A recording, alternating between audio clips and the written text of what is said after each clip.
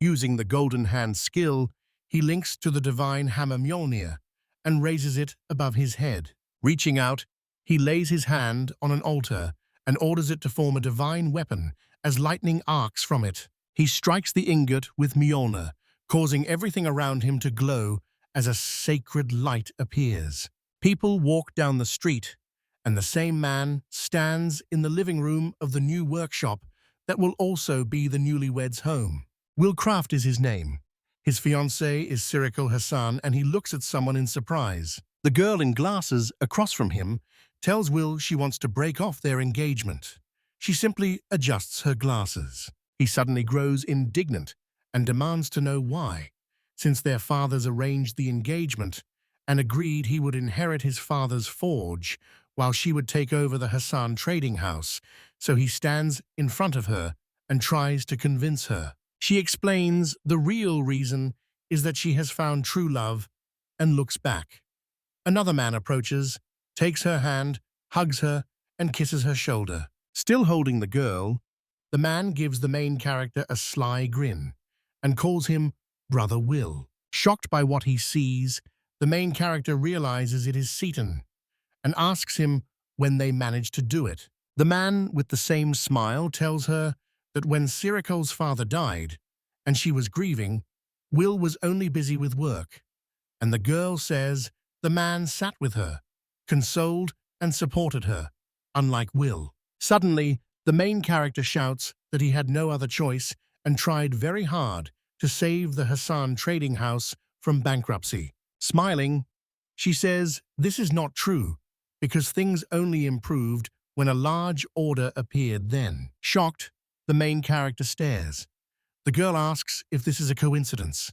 The guy thinks it over. Seton tells the girl she must understand that after his father's death, he did not give up, and people appreciated that.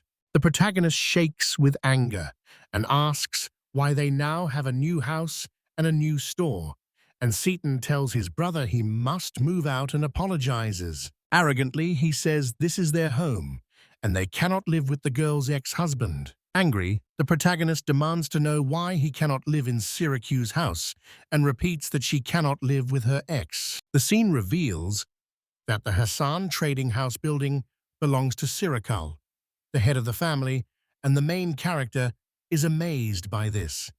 The man places his hand on the woman's stomach and tells her his child will be here.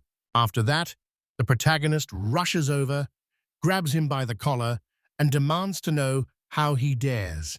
Seaton watches his brother calmly. He asks his brother not to shout because it scares Sirikal. The protagonist looks at the girl, runs off, then turns back and shouts that they can do whatever they want with the house in the store. The girl asks him to wait. Displeased, Seaton asks the girl what to do now.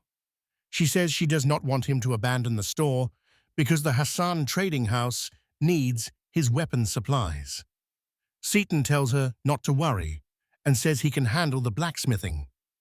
The girl wants to say something. Standing in the open doorway, the protagonist tells Seaton and Sirikal behind his back that none of this concerns him now, then closes the door as the couple silently watch him go. As a child, Seaton often imagined he could become the store's heir, while his father always focused only on his brother Vil. The blacksmith told him he was a genius who appears once every 1,000 years. Will had a golden hand blessed by the gods. Holding a broken sword, the man tells little Satan that he is just like him, an ordinary person. Satan cried out to his father, telling him not to underestimate him. He demanded to know how his father could say he had no talent. Remembering this, he realizes he hated his brother, who had his father's trust and blessing and a beautiful bride, so he took everything away and smiles in disgust. A man watches as someone knocks at the door. A beautiful woman enters with a bouquet. Another person stands behind her, and she apologizes and asks where to find Mr. Hoppasy. Sound a ceremonial call, and the crowd bows in surprise as the girl enters because she is Princess Anirecap, the 7th princess. The girl apologizes sheepishly and asks about Hapasai, the workshop's name, saying she had heard Mr. Will Craft opened a shop and brought him a congratulatory bouquet. Wondering why the princess had come to that forge and why she had mentioned Ville's brother, he asked her again about Hapasai. The princess, wearing heels, approaches Sira and tells her that she must be the same bride of the son of the trading house chairman, Hassan. Mr. Vila looks up in surprise at the princess. The princess tells Cyril she envies her for being lucky enough to marry such a wonderful man, and Cyril looks up in surprise and asks about him again. Seaton tells Princess Honoros that his brother's engagement to Cyril is over and that his brother has already left the shop, so Seaton is now the owner, and the princess is surprised and perplexed. She smiles and says, "That's how it is," meaning Mr. Vila is no longer here, so she understands correctly that Hopesai has now passed over to them. Seton tells the princess that he will inherit the store, and Hapasai asks her not to worry and says he will manage the affairs responsibly. The girl looks at him silently and adjusts her hair. Laughing loudly, she says those are bold words for such abilities, then apologizes. The girl turns around and leaves, and the couples look at each other in silence and surprise. Moving between the guards, armed and armored, she orders them to stop all dealings with the Hassan trading house immediately. The guards accept the princess's order. Smiling, she says this is an urgent order that Mr. Ville must be found at any cost because he could not have gone far. A warrior asks if the brother inherited the Hapsai's deeds and why they would do that, and the princess turns and coldly asks what they know about Hapsai's. The protagonist stands on the shore and silently skips stones across the water, making them bounce several times. Resolute, the main character decides he will never return to the capital, even if they come to apologize, and shouts to activate the golden hand while holding a hammer. Connected to the divine hammer, Mjolnir, the hammer in his hand begins to glow as he remembers asking his sick grandfather about what Hapsi is when he was a child. Grandfather calmly told Will that these men were blacksmiths, like him, who had a golden hand, and he showed his own hand with a ring on it. Little Will looked surprised and asked about it again. The golden hand holds a unique skill for creating objects, and Hapazine history has always had it. The main character tossed a small object and it spun. The man swung his glowing hammer and activated the super forging skill.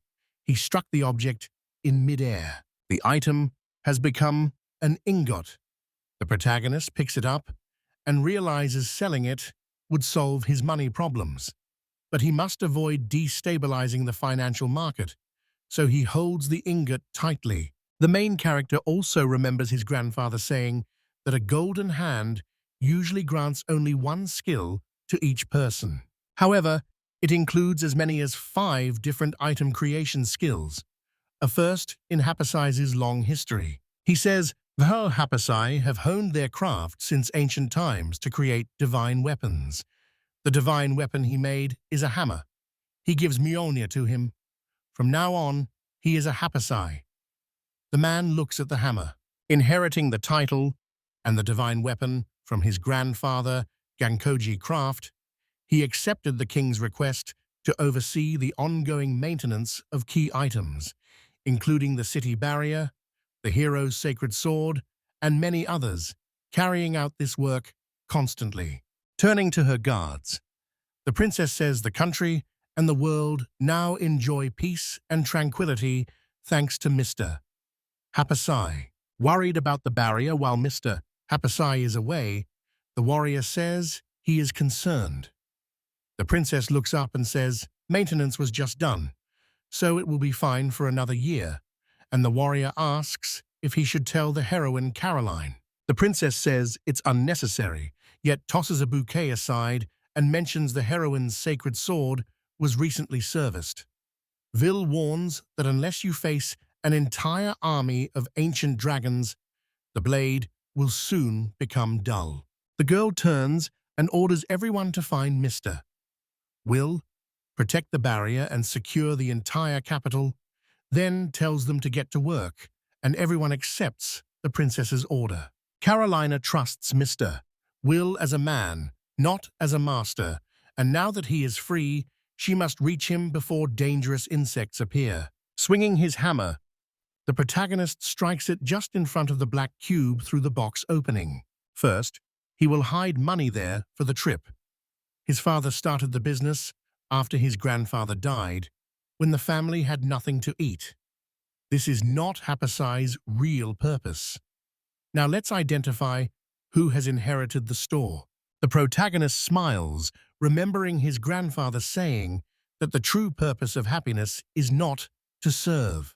Grandfather used the divine hammer mule Nair as a model, so let Ville fulfill the Hapasai's destiny. The grandfather lays his hand on the head of the crying boy, holding a meal nearby, and again asks him to fulfill the Hapasai's purpose of carrying gifts to the heavens, after which his hand drops and the ring disappears. The main character believes his grandfather showed him the way.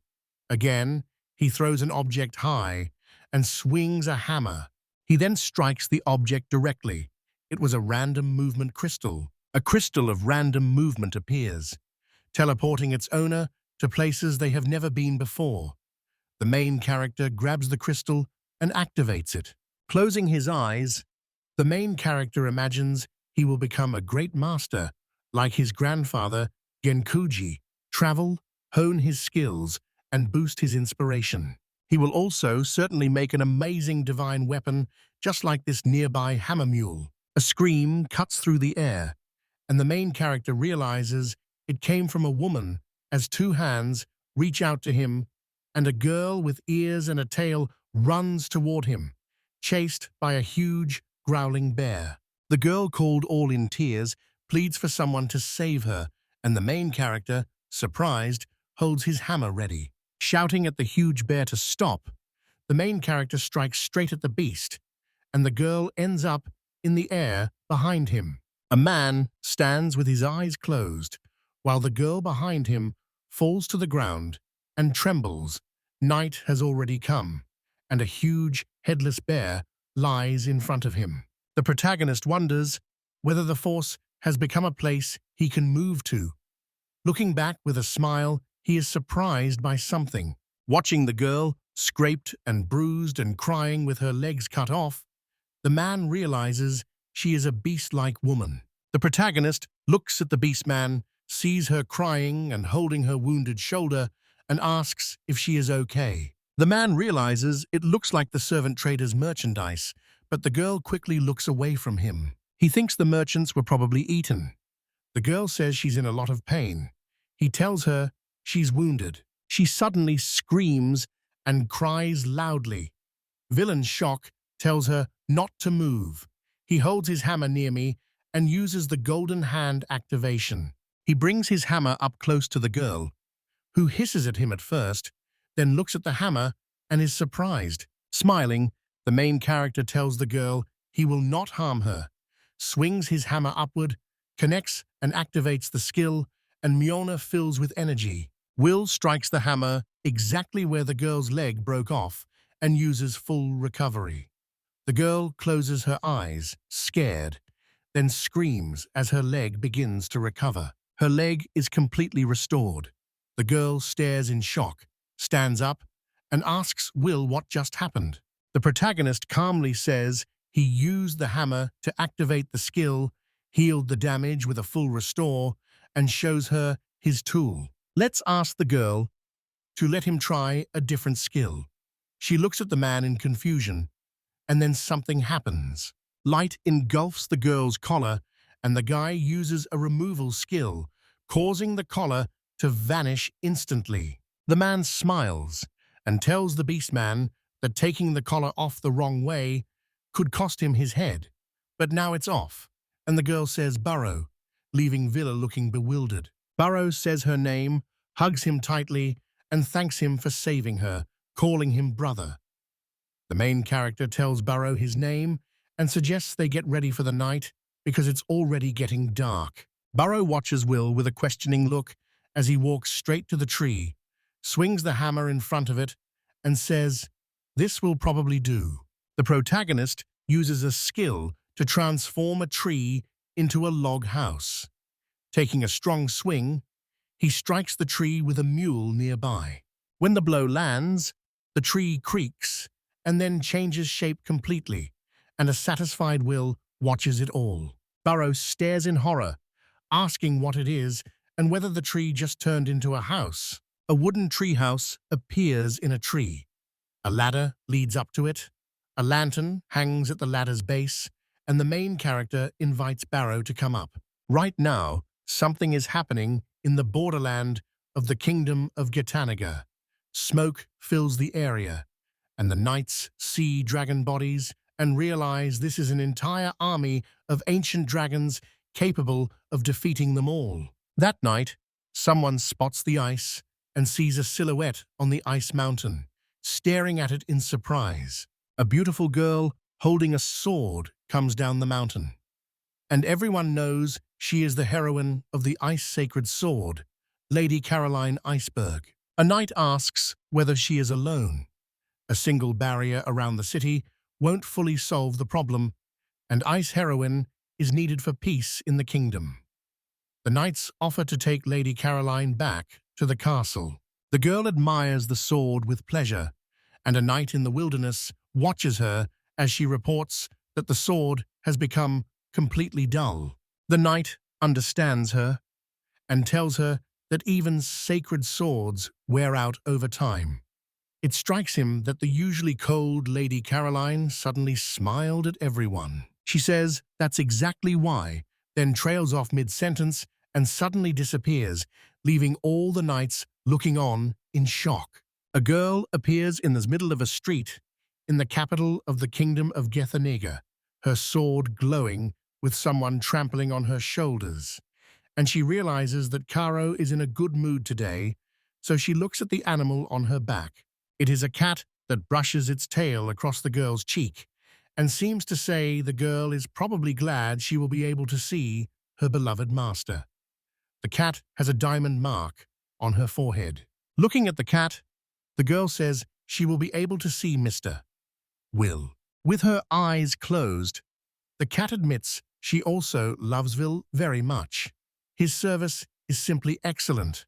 No Hapsai has ever handled the sacred sword so carefully. The cat angrily swats the girl on the head with its paws and tells her Will said the blade will not dull until you kill 100 ancient dragons, which is why she defeated the flock of dragons and fought so hard. Happily, the girl admits this is exactly it, and she fights with a sword for Mr. Will because he is the reason she is here. They have already arrived and stopped at the house, she says.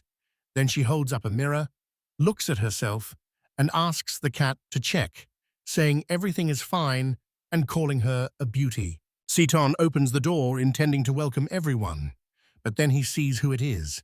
The girl's happy face turns to displeasure again. The cat becomes invisible, and he realizes it is Lady Caroline and bows. The girl asks the man where Mr. Will is. The man says his brother is not here. Carolina goes inside and says that in that case she will wait inside. He adds that his brother was fired today. He is the owner of this store. The girl suddenly turns back angrily and glares at the guy as an evil aura pours from her, and he shields himself with his hand. Horrified, he asks whether she is really that angry about her brother. She realizes that this fool kicked Mr. Will out. The girl points her sword at the man and stops it right in front of his face, asks where Mr. Will is, and says she wants Mr. Will to fix her sword, then wonders if he thinks she is mad because there is no one to fix it.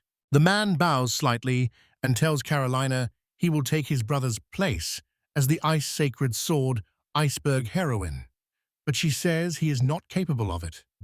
Lying on the girl's sword, the cat thinks only Carol and Villa can see her, but his brother might be able to see her too. He confidently says he can handle it because his brother's work is easy for him. She takes the sword's blade from him and asks if he understands what will happen if he fails. But he confidently takes it back and asks her to rely on him. The man carries a sword and believes that once Carolina learns of his abilities, she will keep coming. He realizes his brother was simply born first, and now he will take everything important from him. A man says he can do what his brother did. Asking them to watch, he sets the sword down and it begins to glow. The cat suddenly feels severe pain. The man shouts that it's simple, but the cat yowls that it hurts too much and tells him to be more careful.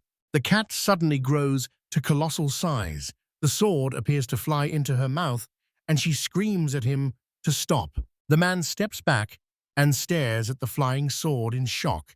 Then his hand suddenly begins to hurt.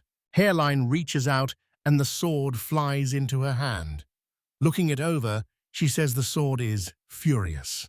Walking on the sword, the cat tells Seaton that he ignores the sword's voice and uses it as he pleases, and Seaton will learn that the instruments have a soul and will treat them with care. Nervously smiling, the man asks what kind of nonsense this is. Objects cannot get angry. The cat says it is useless. This guy is trash. Carolina admits the sacred sword has a will. Mr. Will was servicing it so it would perform at its best. And the girl turns around, angrily saying she will never come here again. Turning around, she tells Seaton that both she and the sword appreciate his abilities, and that he is very different from his brother, Lordville. Cyril walks past the girl and stares in bewilderment. When Seaton tells her to wait, Cyril realizes she is Lady Caroline. The man shouts again for her to wait. He drops to the floor and screams that he can't give in to his brother. She looks on in shock and asks what it means. The man admits he angered the ice heroine. She told him she won't come here anymore. But even if one heroine stops coming, they still have plenty of customers. Cyril glares at him. She insults him and tells him that if Lady Caroline hates them, it's the same as if the whole country hates them and it's all over. An argument begins, and the girl asks how they will handle the deliveries now, urging him to do it quickly. Suddenly, someone arrives at their house and tells the chairman of Cyril that the royal family is halting all transactions. The girl snaps at the man that she is busy and that he should leave. Then they fall silent as they realize what he just said. A light is on in the house, and a little girl warms herself in the bath, saying it is very warm, then tastes the food and finds it delicious, notices the clothes are very comfortable, and finds the bed soft. She tells the main character he is a wizard.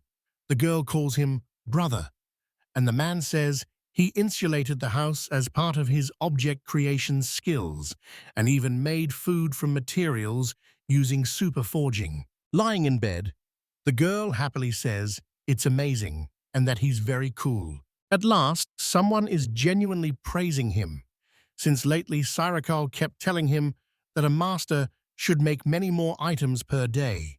This is normal. Beaming, the Beast Girl told the main character he was a god, and he met her gaze calmly. The main character suddenly remembers his grandfather and realizes the man was a genius beyond measure who created many amazing magical items.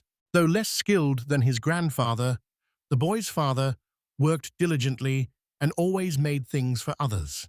The protagonist remembers his father and grandfather and realizes he learned the craft from a genius and an ordinary man. The main character admits to the girl he is not a god, but a simple blacksmith, and he only wants to bring people joy with his creations. He watches the girl lying still, asks if she is asleep, sees her eyes closed, and thinks she must be very tired. A birdhouse hangs on a tree outside as morning arrives, and the main character, lying in bed by the window, opens his eyes. Waking, the main character stretches and yawns, sits up in bed, and realizes it is already morning. he suddenly sees something that shocks him. A lightly dressed girl lies in his bed in shorts with ears and a tail, and he wonders who she is. Shocked, the protagonist stares at the girl asleep in bed and wonders who she is. He sees she is beautiful and, noticing her ears, begins to guess about them. Vilux and Shock watch as the girl wakes up, stretches with rubbery eyes, and wishes her brother Vil a good morning. He realizes she has clearly grown up, and shocked, asks about it while she looks at her body in surprise. Startled, she touches herself, says her name, and adds that the creature seems to have evolved overnight. They walk down from the house to the street. The girl hurries ahead, and the other will tell her she is going too fast. Looking at her clothes, the girl tells the guy the outfit he made for her is very comfortable and thanks him. Interested, the main character asks what this evolution of essence means, and the girl turns to him. When a monster absorbs a lot of magic, it evolves into a higher-level species, she tells Will. Beastmen have some monster blood, so the same rule applies. Burrow steps up to the boy, takes his hand, and smiles as he says the food the boy was cooking had a lot of magic. The main character asks the girl to listen, and whether she really intends to go with him. She stops and asks the man whether he loves her. Will looks surprised and says he does not love her. Burrow then says she is lucky because she has no home to go back to. Burrow tells Will sheepishly that she wants to serve beside him, and the protagonist notices that, with her evolution, both her personality and way of speaking have changed. After this, the girl leans to the man's ear and whispers that she can now give birth to children. The man is shocked and runs away from her, and Burrow shouts that he understands as he runs after him and asks him to wait. Eventually, the main character steps into the water and stares in confusion, realizing there must be a village here and wondering where the water came from. The main character spots a road sign and realizes the village's name is suspicious. After walking in this direction for a while, they see a lake ahead and wonder where the village is. Burrow spots people in the distance, rushes forward, and happily says she will talk to them. A man beside them says the village of Dead sits directly beneath this lake, which surprises Will and Burrow, and when they turn, they see an elderly man with a cane who says his name is Arthur and that he is an elder. The protagonist asks the elder if something happened to them. Elder Arthur tells the villagers that a very heavy rain hit the other day, flooding their village and leaving no young people there. They have no idea what to do, and even having young people around wouldn't help. The main character walks away, and Burrow looks at him, asks where he is going, and follows him. Climbing onto a rock, he looks around from above, while she asks him what happened. The main character explains the village is surrounded by mountains and sits in a basin, which is why it flooded. Looking at the piece of land, he sees potential and picks up his hammer. Vil channels the power of the divine hammer Moulineer, shifting it into its large transformed form.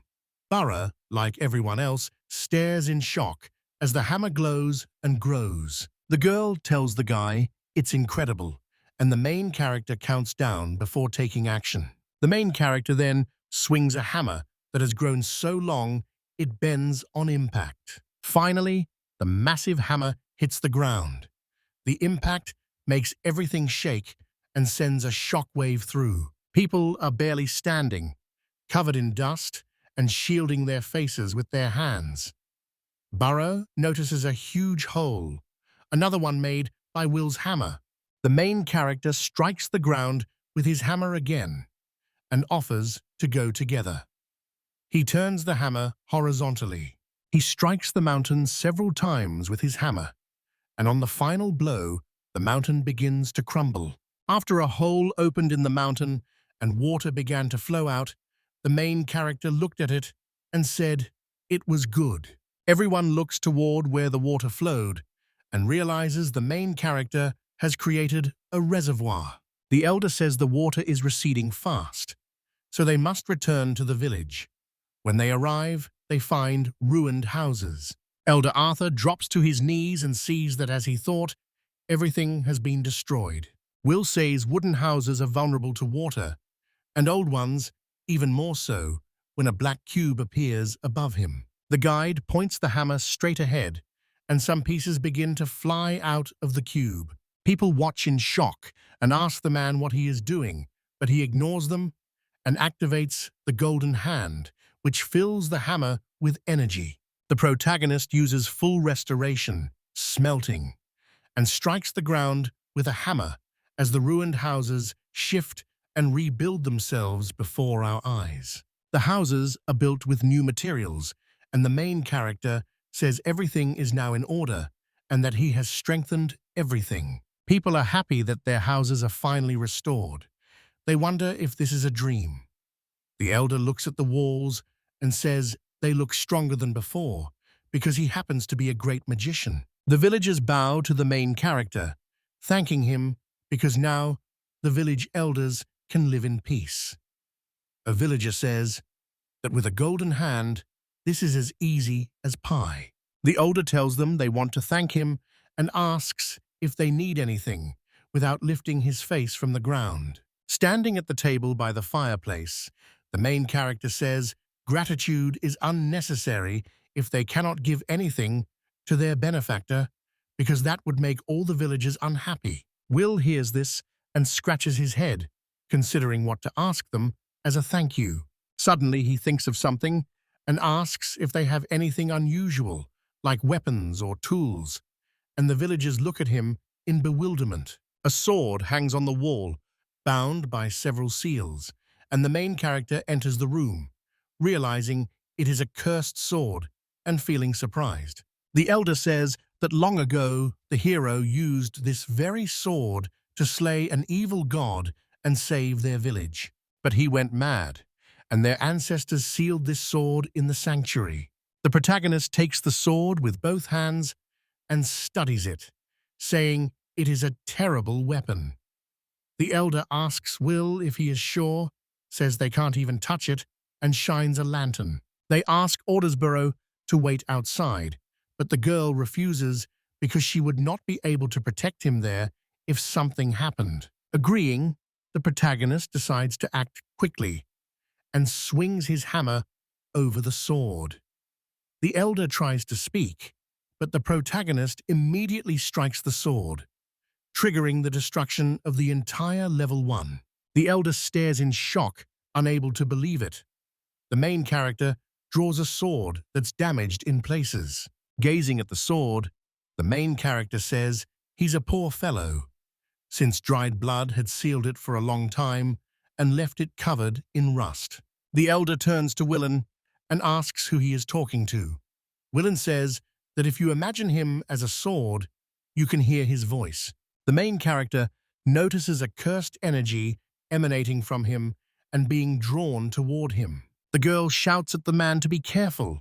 Elder Arthur asks her not to come closer. The main character tensed and said the sword was cursed, and anyone who touched it would go mad because it had a dark past. The chrysanid energy suddenly takes the form of a creature, and the stunned protagonist asks him who he is. Burrow, surprised, asks who he means, and the elder asks if Vil can see the spirit of the sword. When the elder says only the chosen can see the sacred sword's spirit, does the sword have a spirit too? Sacred swords have a drawback because the tool must be available to everyone, not a select few. The main character reports that the sword, which only one specific person can use, is truly cursed and wrapped in a binding curse. Elder Arthur yells at the protagonist to drop the sword immediately. Burrow is also worried about Will. This sword makes anyone who touches it go mad, so he was locked up and thrown into this dungeon. The main character says he was in pain, and the creature in front of him asks the man to break it to free it.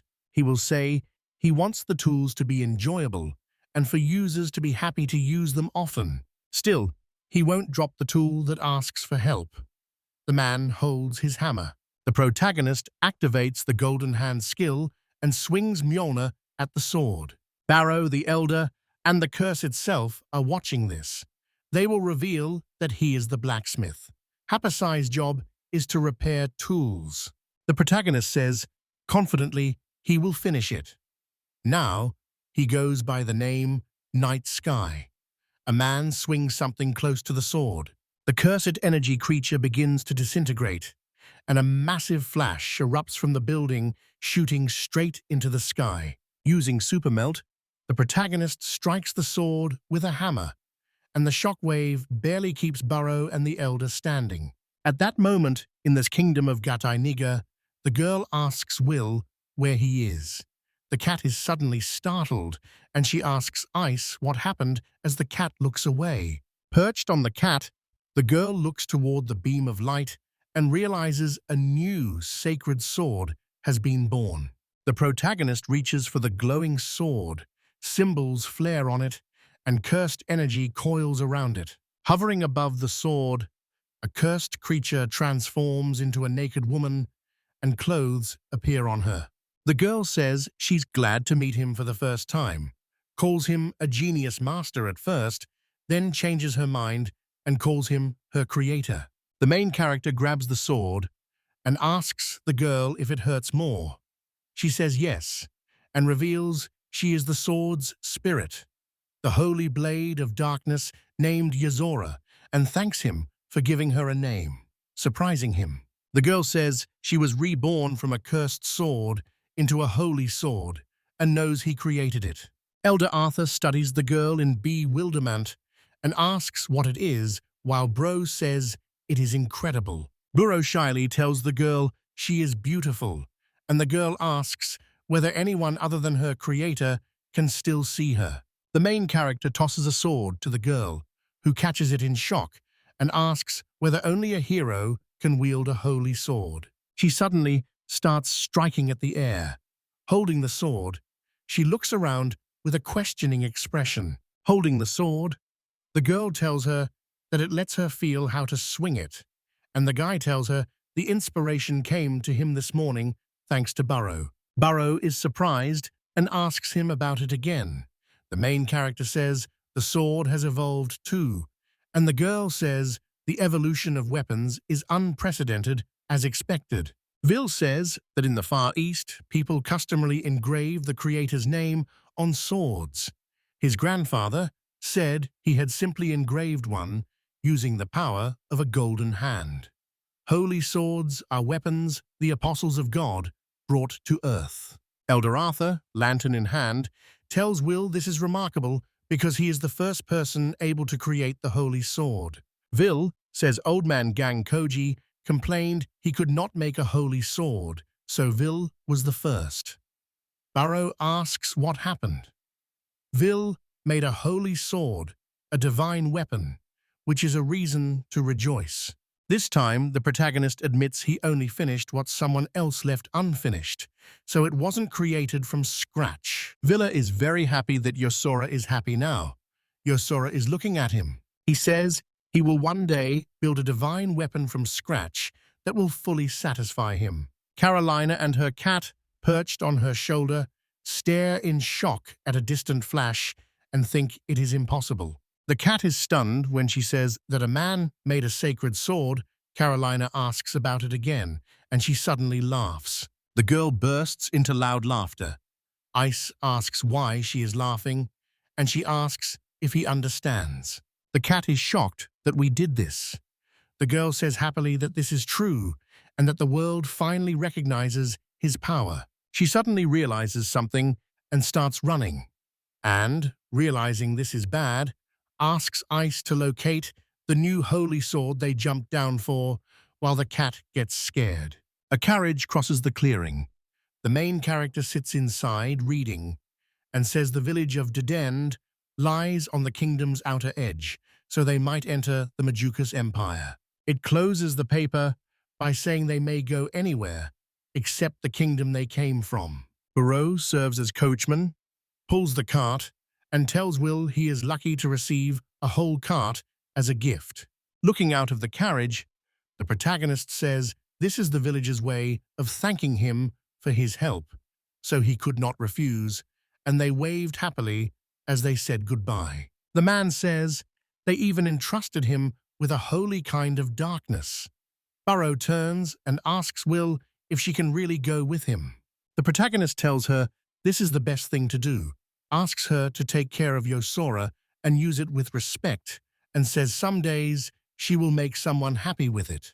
On the carriage roof, Yozoru says the air is very fresh and it's wonderful to be outside. Grateful, the girl offers to teach Burrow the art of swordsmanship, and then, surprised, asks if she can improve. A sudden gust blows them all away, and they start shouting, asking what it is, while Burrow looks up, sees something above, and reports it. From the sky to the ground. In front of the cart, the horse suddenly stops because of this, and the dragon glares straight at the group of people. In shock, the main character shouts to everyone that it's a green dragon. It suddenly takes off and appears right above them. Will looks up and says it's attacking from the air. He cheerfully reports the green dragon's scales are suitable for armor, and Yuzora says her creator treats monsters only as materials to strip off. Turning around, she asks to handle it, says she will train Burrow, and is shocked that it has to happen right away in the fight. The protagonist says they will test Yuzora's abilities at the same time. Nasai orders Burrow to go ahead, and Burrow agrees, taking a pursuit. Roaring, the dragon pounces from above, and Yozuru tells Burrow to get ready, and she agrees. Both girls fly toward the dragon, and as it prepares to breathe fire, Burrow squeezes his eyes shut. As the girl draws the sword from its sheath, the main character watches, clearly stunned. Without opening her eyes, the girl swings her sword and strikes the dragon right in the throat. Ero reels in pain as a cut appears on his neck. The girl shouts to Will that she did it, then suddenly falls into a stupor for no clear reason. She realizes the wound is shallow, which is a bad sign. The dragon suddenly begins to swell for no clear reason. Holding the sword in front of her, the girl says it is very scary.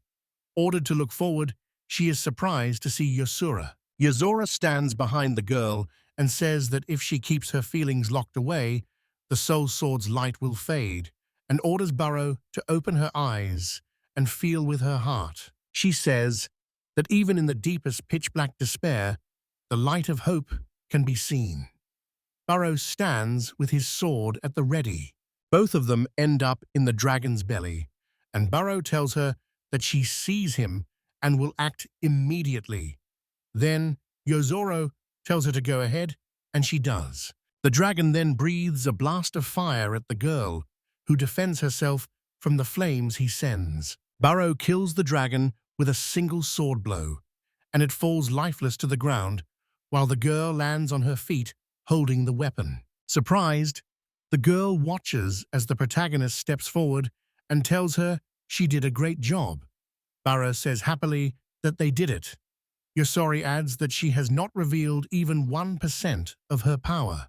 She turns away and tells her that even a trifle like this cannot be defeated with a single blow. Burrow says that even with Yosora's buffs, she's a complete newbie with a sword. The protagonist pats her on the head and notes that, for the first time, the result is not bad. Smiling, Villa looks at Yosora and asks whether it is true. Yosora nods, and Burrow watches them happily. Ice tells her mistress there is no need to rush as they walk through the forest. Carolina says the holy sword can destroy an entire kingdom, and asks what would happen if other countries learned that Will could create such swords. Ice reports a war will break out over the right to own Vil, but the girl says this is not the most important thing until the world learns that Vil has created a holy sword. Slightly embarrassed, the girl says she'll be the first to propose to Will, while a cat sits calmly on his shoulder. The cat, stunned, asks why it has come to this. The girl says that once it's revealed Vil is a divine craftsman who can make holy swords, all the girls in the world will start fighting for him. Screaming that she will not allow it, the girl asks Ice where this place is, and the cat says the holy sword is at the kingdom's edge, while the village of Dead End sits on the empire's border. All at once, the girl stops and asks about the Majuka Empire, which refers to the empire's hero. Everyone tells Burrow to try. The crowd screams, lightning strikes from the sky, and Burrow asks what to do next. A huge lightning bolt suddenly strikes them, and they cover themselves with their hands. The main character wonders if it was meant for him. A girl suddenly appears, armed and wearing an eye patch, and says she has found a teacher. Smiling, the girl with the whip says they haven't seen each other in a long time. She turns to the teacher, and Burrow asks who she is anyway. Appearing right next to Burrow, the girl is about to attack and says they will now see whether she can protect the teacher or not.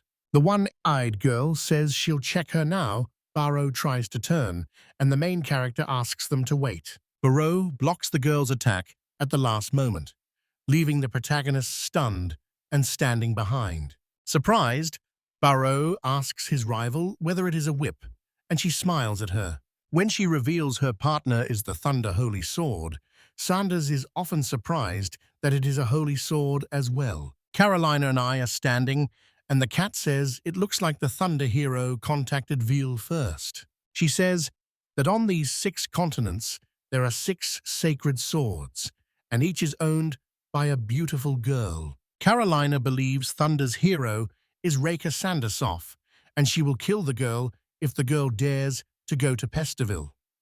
Ice tells the girl to run faster.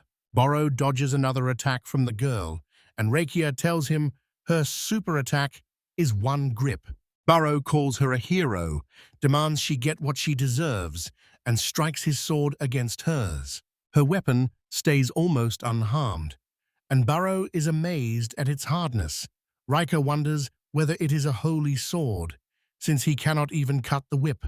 Reka says that even though she does not like bullying children, she will attack her again. Burrow flies back, while Rika launches an attack that unleashes a surge of electricity. Rika orders Burrow to disappear. Surprised, Burrow realizes it was dangerous. The girl uses air alchemy in midair and forms an air block in front of her to block her enemy's attack. Standing with a hammer, the main character hears Yozuru report in disbelief that the lightning strike destroyed an entire mountain. Holding Burrow in his arms, the protagonist watches her apologize and tells her not to worry, since the enemy is simply too strong. And Reika stands in front of them. Rika stands, his face gloomy, and says the woman is too weak. Like the teacher's woman, she does not confess to her. The guy is surprised and asks again about his woman. Rika turns to the teacher and asks if he remembers promising to marry her if she won. Burrow is shocked and turns sharply to the uneasy protagonist to ask whether she is still joking, and the girl admits she is not joking and is speaking quite seriously. The girl twirls her whip and declares she will make him hers today. Clouds gather, threatening lightning. Yuzuru looks up at the sky and asks what those scary thunderclouds are, since it seems she didn't even use her full power when she fought them. Still twirling the whip, she tells her teacher she is starting. This is her new super attack. The girl turns the whip, orders the Thunder Sky Dragon to move forward, and it appears in the sky. The dragon roars at the group, leaving Burrow shocked. Yozoro warns that if the dragon strikes, the whole area will turn into a scorched desert, and the protagonist realizes he must remove the restrictions from his hammer. Next, the main character spins the hammer and throws it straight into the dragon's mouth. As Miona continues flying through the dragon, the protagonist uses the maximum level of the Destroy All Things ability. Miona changes direction and flies straight toward Veal, who reaches out to catch the hammer. Catching the hammer, he looks ahead, while the girl says it was easy to stop the hero's blow and calls him incredible. Burr returns to Vil, who tells him the woman's identity. She is Rika, the thunder hero of the Empire. The girl admits she also owns the Cursed Eye.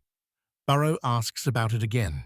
The protagonist reveals something terrible from her childhood. Her right eye is known as the cursed eye of death. Anything alive it looks at dies. The eye is a cursed artifact, and even after treatment, it reverts to its original state, so she was imprisoned in an underground dungeon.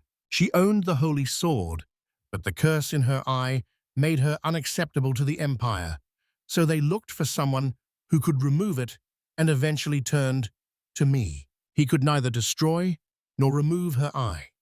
His only option was to create a magical artifact that completely suppressed it. This made his eyes seem like death, and I was imprisoned for a long time in a dark underground dungeon. But the teacher saved her and is her savior. She says that's why she wants to be with a teacher, but she doesn't want to be just a girl who needs protecting. She wanted to become so strong that one day she could whitewash the teacher. Today, having learned he had made the sacred sword, she realized only he could have done it and rushed here immediately. The man was surprised. The main character slowly approaches the girl, and she looks surprised. Bewildered, Vili turns to Rika and asks her to remove the seal from the girl's eye. She asks him what he means. Burrow yells at the man that he will die. Yozoru asks his creator what he is going to do. With a confident expression, the main character asks her if she is ready to trust him with her life, and she stands before him, surprised. Suddenly she understands and confidently says she is placing her life in God's hands, then presses her thumb to her forehead and starts to tremble. The main character says, "This is very good, and we can begin." Then he removes her bandage. Vil finds a flaw in the cursed artifact, starts attacking, and uses it to destroy everything. Using super alchemy, he strikes the circles formed above the girl's face with his hammer. They stand facing each other. A symbol appears in her eye, and she looks at her teacher, surprised and bewildered. Rika stands in front of him, covers her face with her hands, and asks if he is alive, and the man says he is and tells her not to worry, which surprises her even more. The girl says her eye is healed. Burrow says it is shining, and Yuzuru asks whether he used the cursed eye to make the shrine. The protagonist confirms this. The night darkness was originally a cursed demonic sword. Reika's right eye was a cursed artifact, so he transformed it into a shrine that became the Dark Holy Sword. Lifting this curse depends not on the device, but on the curse's structure. This surprises Reika. He took apart the cursed artifact and restored it instead of building it from scratch. Suddenly, a girl rushes forward, demanding that her teacher give her a second super attack, and the stunned protagonist asks whether there is another. They trade blows and clash in a fight. The girl ends up on top of the man, and he says she is pressing too hard, and it hurts. Tearing up, the girl tells him it is incredible he lifted the curse and thanks him for it. Confidently, the main character tells the girl she has become stronger too. The girl says he recognized her, which makes her happy, and asks that he marry her, but he refuses. Night has already fallen.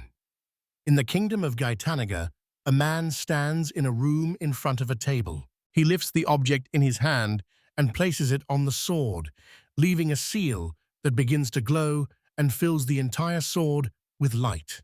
With a sinister grin, he says, "If you click here, you can hide the truth indefinitely." Then he turns around and thanks someone because it will help a lot.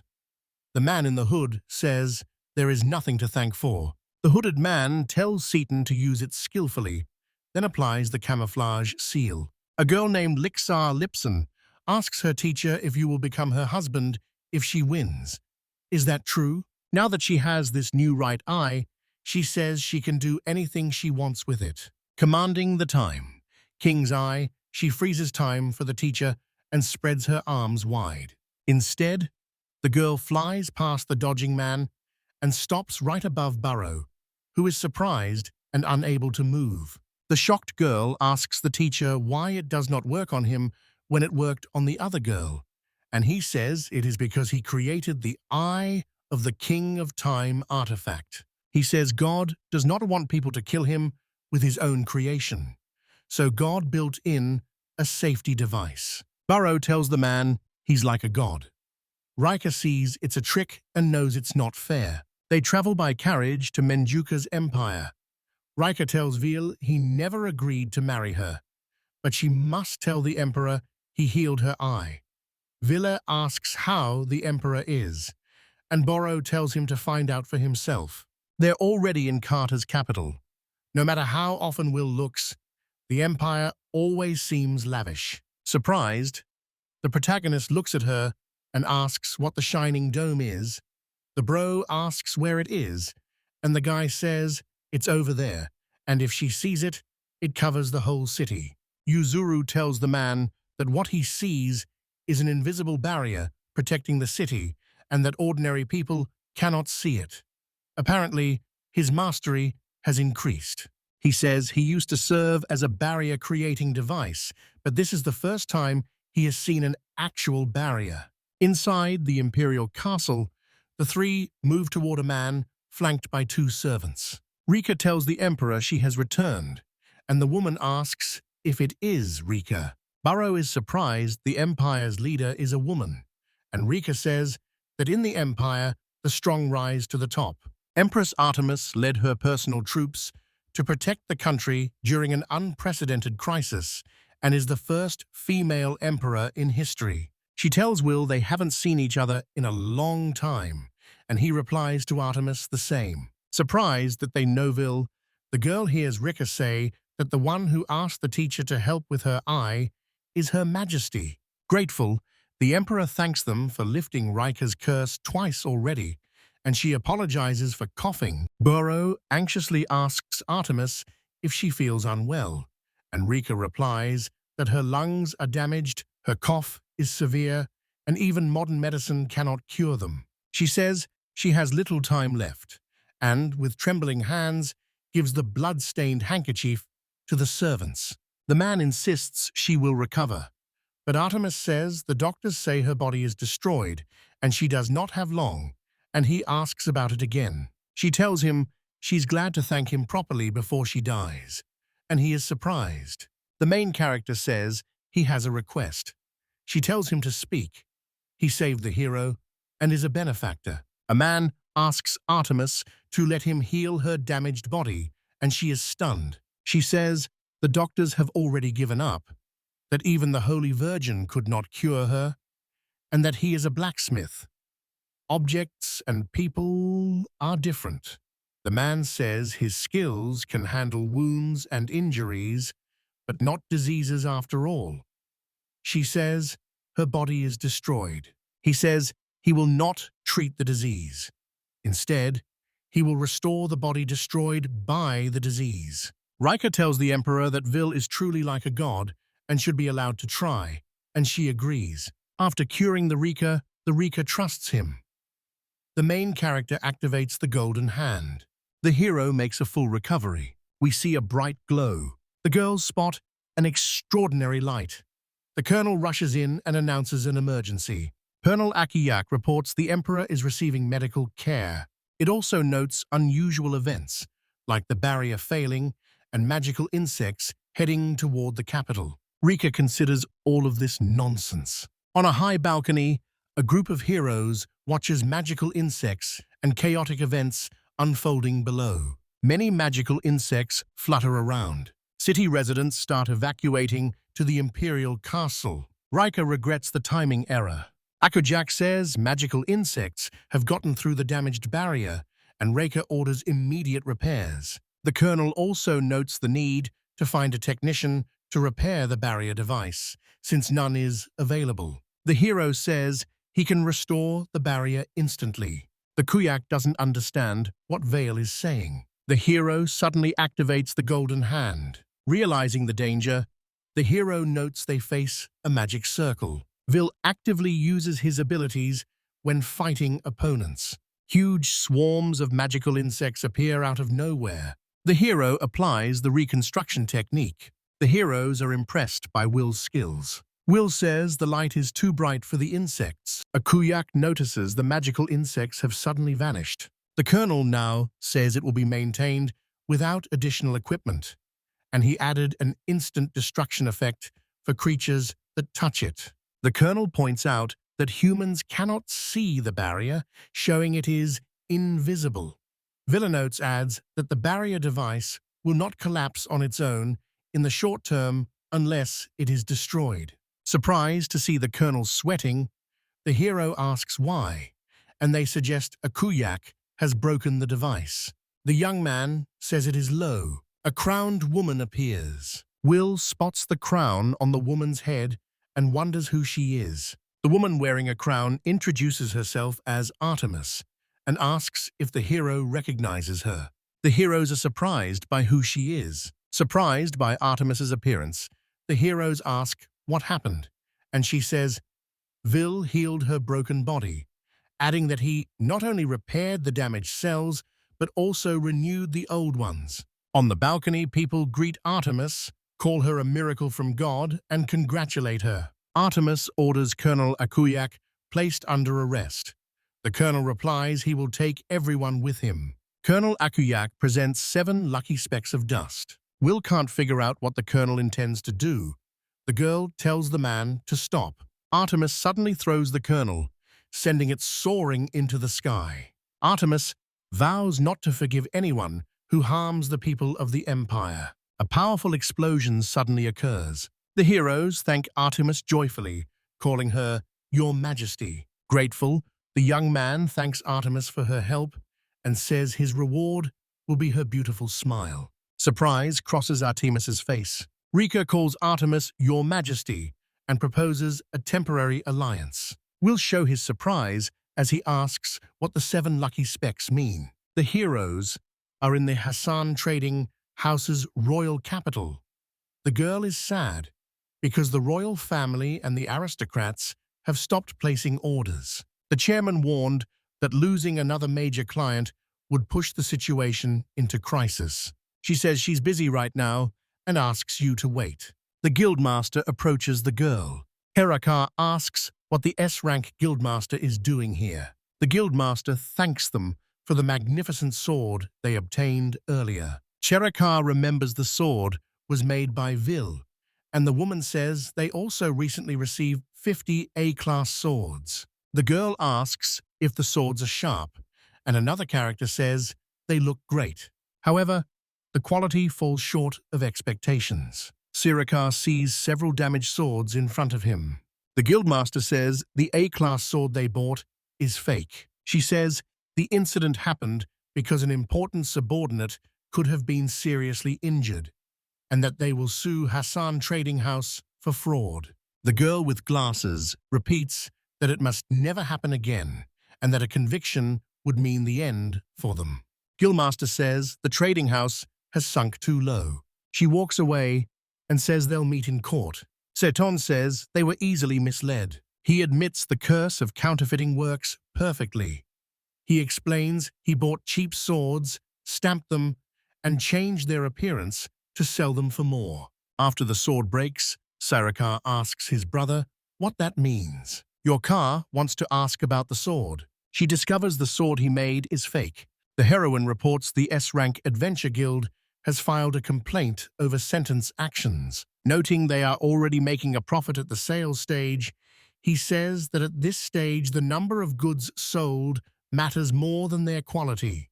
Cherakar is upset that sales are put above quality, says those words are unacceptable from a master, and asks for an explanation. Cutting quality will drive customers away, she warns. The girl asks if he himself can be a better master than Will. Sirakar demands the young man forge an A-rank sword. The young man asks for a little time. She says he can't do it and calls him stupid and incompetent. Shirakar admits she finally understands the situation, reveals Vil was backing the Hassan Trading Company, and explains he made high-quality goods, which is why his swords were in demand. Setchens starts getting angry because of Vil. The young man adds he can do it too, saying he can use the cursed object to instantly turn the weapon into a sacred artifact. CRRK calls him stupid and says such convenient things cannot exist. She remembers Will. The girl admits she was just as foolish, and asking her to wait was a big request. Siakar struck the young man in the face. The girl compares him to Will and says Will was much better, staggers to his knees and slams his fist on the floor. In his steroids, he realizes that Will is better than him in every way. The man sounds irritated. Polo points to the spot and turns to Will. This is about the Empire's territory granted by Queen Artemis.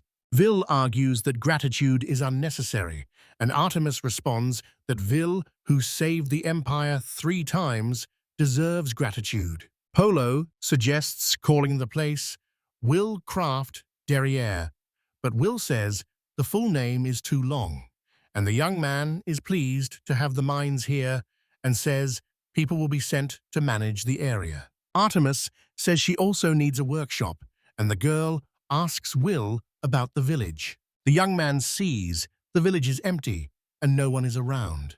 Pain hits her as she falls to the ground. A massive creature is about to attack her. She says Erica isn't there. We took out a hammer to protect the girl. Continuing the attack, the young man strikes with a hammer. The heroine makes it clear she will not forgive anyone who harms girls. The girl screams at him to stop the attack and pleads with him not to kill her grandfather. The heroine says the boy's name is Vila Crafter de Rowley, and another girl asks if he is the new lord. A group of villagers cheerfully request the new lord's help for the village. A girl with fluffy ears asks what the heroes mean. The girl says her name is Noya. Noah points to a lizard, the grandfather, and village chief Sebast. Vil, surprised, asks why it is a lizard. The girl reveals lizard-like scales along her back. No one mentions that this is the curse of the white dragon god, who lives in the white dragon's spine. She explains this is an ancient god who commands the winds and says someone caught in that wind can be cursed to become a dragon, warning that if the curse advances, the person will turn into a lizard. Will says he wants to try it and sees a magic circle. The young man is busy working. They will activate the power and call it the Golden Hand. The young man vows to destroy and rebuild. The lizard begins to change into a man. Noya is glad to see the old man. Gratefully, the old man says he is human again. The girl explains the new lord has restored the old man to human form. Polo asks everyone to line up for treatment as the group gathers and takes turns. Surprised, the resident sees everyone back in their original appearance. Villa confirms the process is finished. The girl asks the new lord where he is going. We reply that the white dragon will be next, possibly referring to the 7 lucky moats. The heroes stand on the White Dragon mountain range. Polo finds the air thick and poisonous. If not for the protective barrier Mr. Will created, she says they would have ended up in the same pitiful state. Surprised, the heroes remark that the curse may have another source and notice there is no sign of the white dragon. Polo seizes something by the legs and she falls. She asks what that is. Spotting a massive figure, the hero calls it the white dragon. Polo says the dragon is black rather than white. The dragon displays its power and breathes fire from its mouth. The young man springs into action, trying to defend himself and fight the dragon. We will use this powerful alchemy. Opening its mouth, the dragon signals aggression and prepares to attack. The young man confirms this is an upgraded version of the capital's barrier. Polo notices the sacred barrier. He explains that the barrier protects against the dragon's poisonous breath and reflects physical attacks, so he improved it. The hero notices something unusual. Let's confirm there is enough space under them. After the incident, he asks whether she is all right, and Polo thanks the protective barrier for keeping them alive. Note that the dragon cannot fly, which suggests a curse, and he wonders whether dragons can be cursed. The young man agrees with the conclusion he reached. Mr. Will bravely walks toward the huge dragon as the girls call out to him anxiously. Polo suggests the dragon is angry because someone stepped on its tail, but Polo will strongly deny it. He tells his surprised companion the monster isn't angry but crying. Will turns to the dragon and asks him to stay still for a moment, promising to ease his pain soon. The dragon bows its head before him. The young man smiles and says he'll do it, raising his hammer. Will shouts the words of his power, saying destruction first, and then recreation. Bathed in bright light, the dragon releases a deafening roar as it transforms. The transformed dragon asks whether his body color is normal. Villawanders of higher monsters can talk. The dragon says calmly that he can speak because he is Mason. Polo is shocked. Ask again whether Mason is a god who came to Earth. Polo thanks the heroes for healing him. Smiling, he says he is just a traveling blacksmith. The dragon says the boy's full name and adds that it's the same as his, leaving the hero dumbfounded. Lowry introduces himself and says he received this land from the previous king. We'll realize why they share the same last name and apologize for invading his territory. Lowry replies that the kingdom no longer exists. Curious, the young man wants to know why the dragon was cursed. Lowry looks back and says he has been very sad since the king died. The dragon says he was in seclusion and did not notice when a poisonous curse struck him. Polo says the dragon's breath has infected the inhabitants. Lowry is horrified that he has harmed his former subjects. Will calms the dragon, telling him it is not his fault, and asks him to look. The heroes stand amid a vast, scorched wasteland, surrounded by darkness. We will explain the concealment technique used here and ask whether Lowry can see it. According to him, it is more than a barrier, a technique that intensifies the negative and seals Mosen at the same time. The young man confidently says the curse is cast by someone named Shichi Fukujin. The dragon hears the name, grows furious, and remembers that Shichi Fukujin destroyed his home. Polo notices the dragon doesn't react at all. Will says the house should be entrusted to a blacksmith who will use his skill to take it apart and put it back together. A magnificent castle rises from the ruins. Polo is delighted and notes that the barrier is now destroyed. Relieved, Will says he can now come and go freely, then notices something odd. Lowry the dragon suddenly becomes a beautiful horned girl and says her name in surprise. Stunned, she learns the castle Will built has become sacred ground. Lowry says the gods on Earth are weakening, but in the divine territory, Amazing can use 100% of his power and take on human form. She concludes that Mr. Will's castle has become a true divine domain. Will is stunned and can't believe he created the divine territory. Lowry spots a strange mark on his hand and recognizes it as the sign of the solar disk. This is the golden hand, a super rare blessing and a sign of the owner of the hand of the sun. Lowry says such owners have been rare enough to count on one hand throughout history. Polo admires how much Lowry knows. She remembers the exact same sign in her domain. We can't believe it. She asks him to look at the floor, where a large, round symbol is clearly visible. Surprised, Will confirms the symbol is identical. Lowry remembers the king valued the place highly, but she never understood what the sign meant. Although Lowry reports no change, we will suggest that a hidden mechanism must be at work. His hand rests on the symbol, and it begins to glow. The girls call to him in alarm, but he does not hear them right away. Horrified, Will realizes the mechanism is responding to his sign, and a bright light begins to pull him in. Will looks at his hands in surprise, as if feeling something new. Realizing he has been transported to an entirely different place, he finds himself surrounded by majestic columns. Shocked, he looks around and cannot tell what kind of place this is. Larry's voice, worried, asking if he's all right. Will realizes he can hear a voice in his head. Lowry explains it is telepathy, Mason's ability to communicate with his thoughts.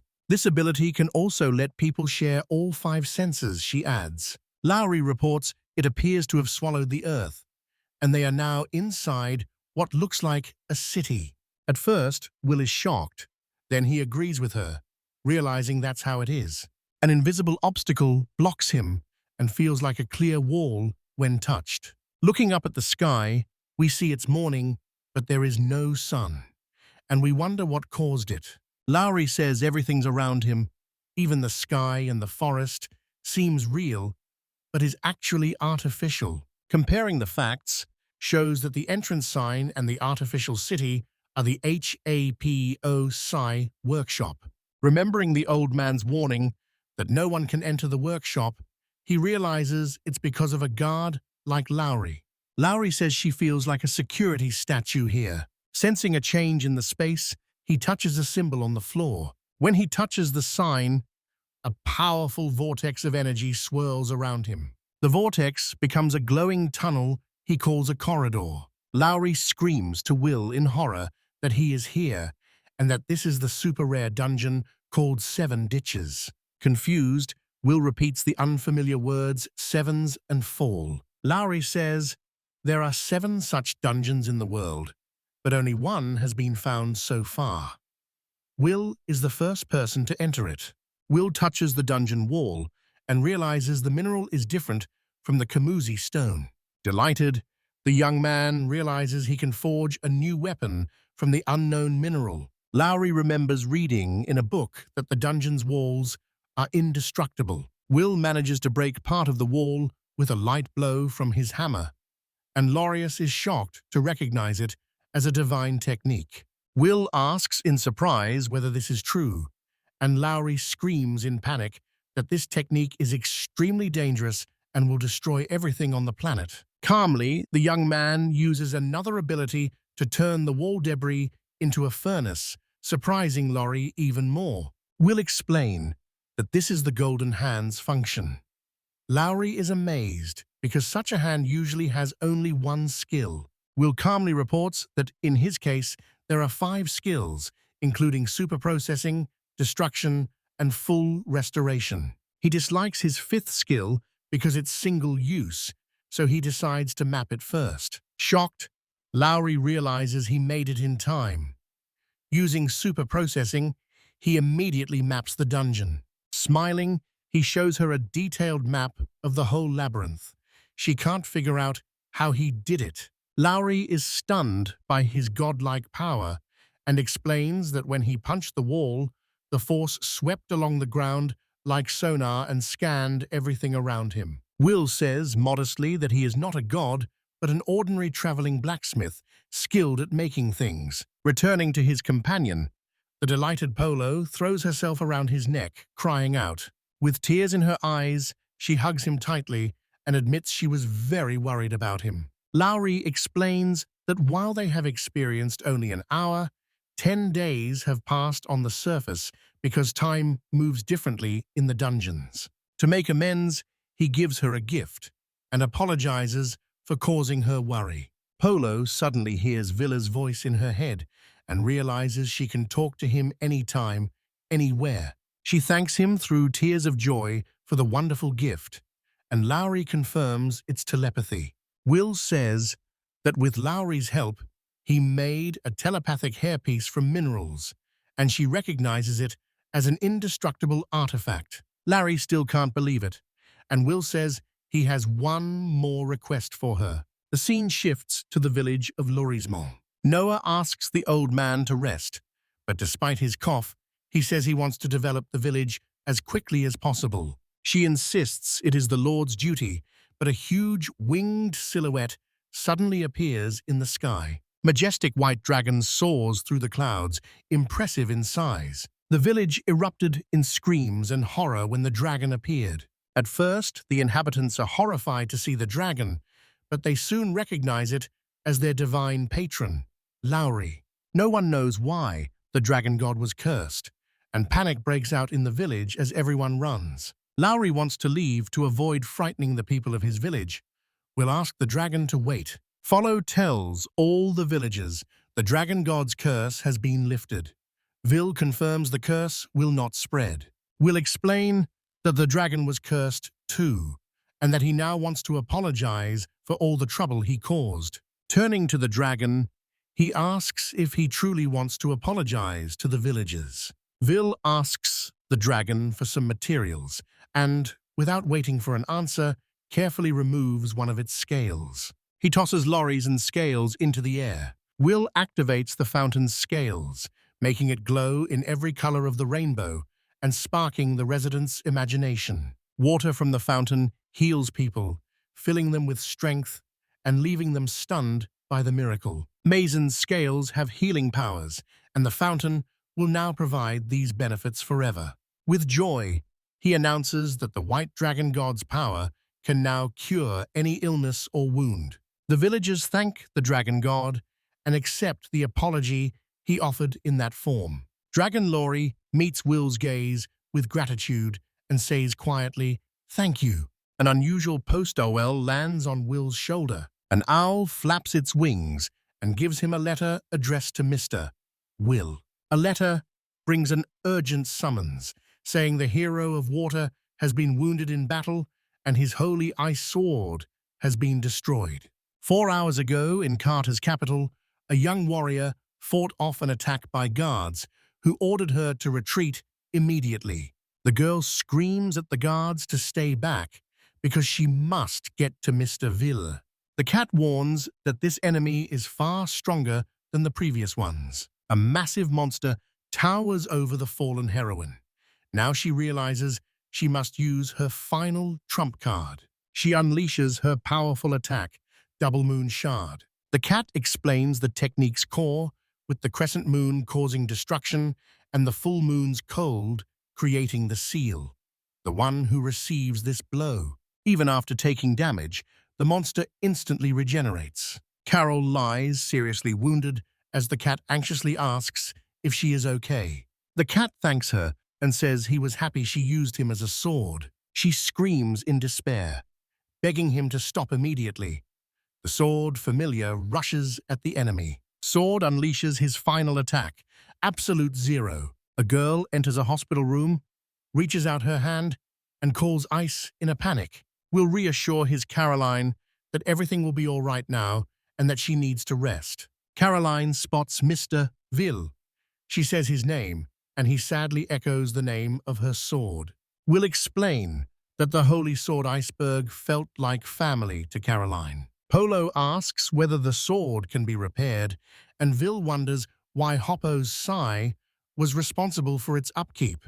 Explain that the Holy Sword, like a person, cannot be restored and must be maintained. He realizes grimly that if such a sword breaks, it is lost forever.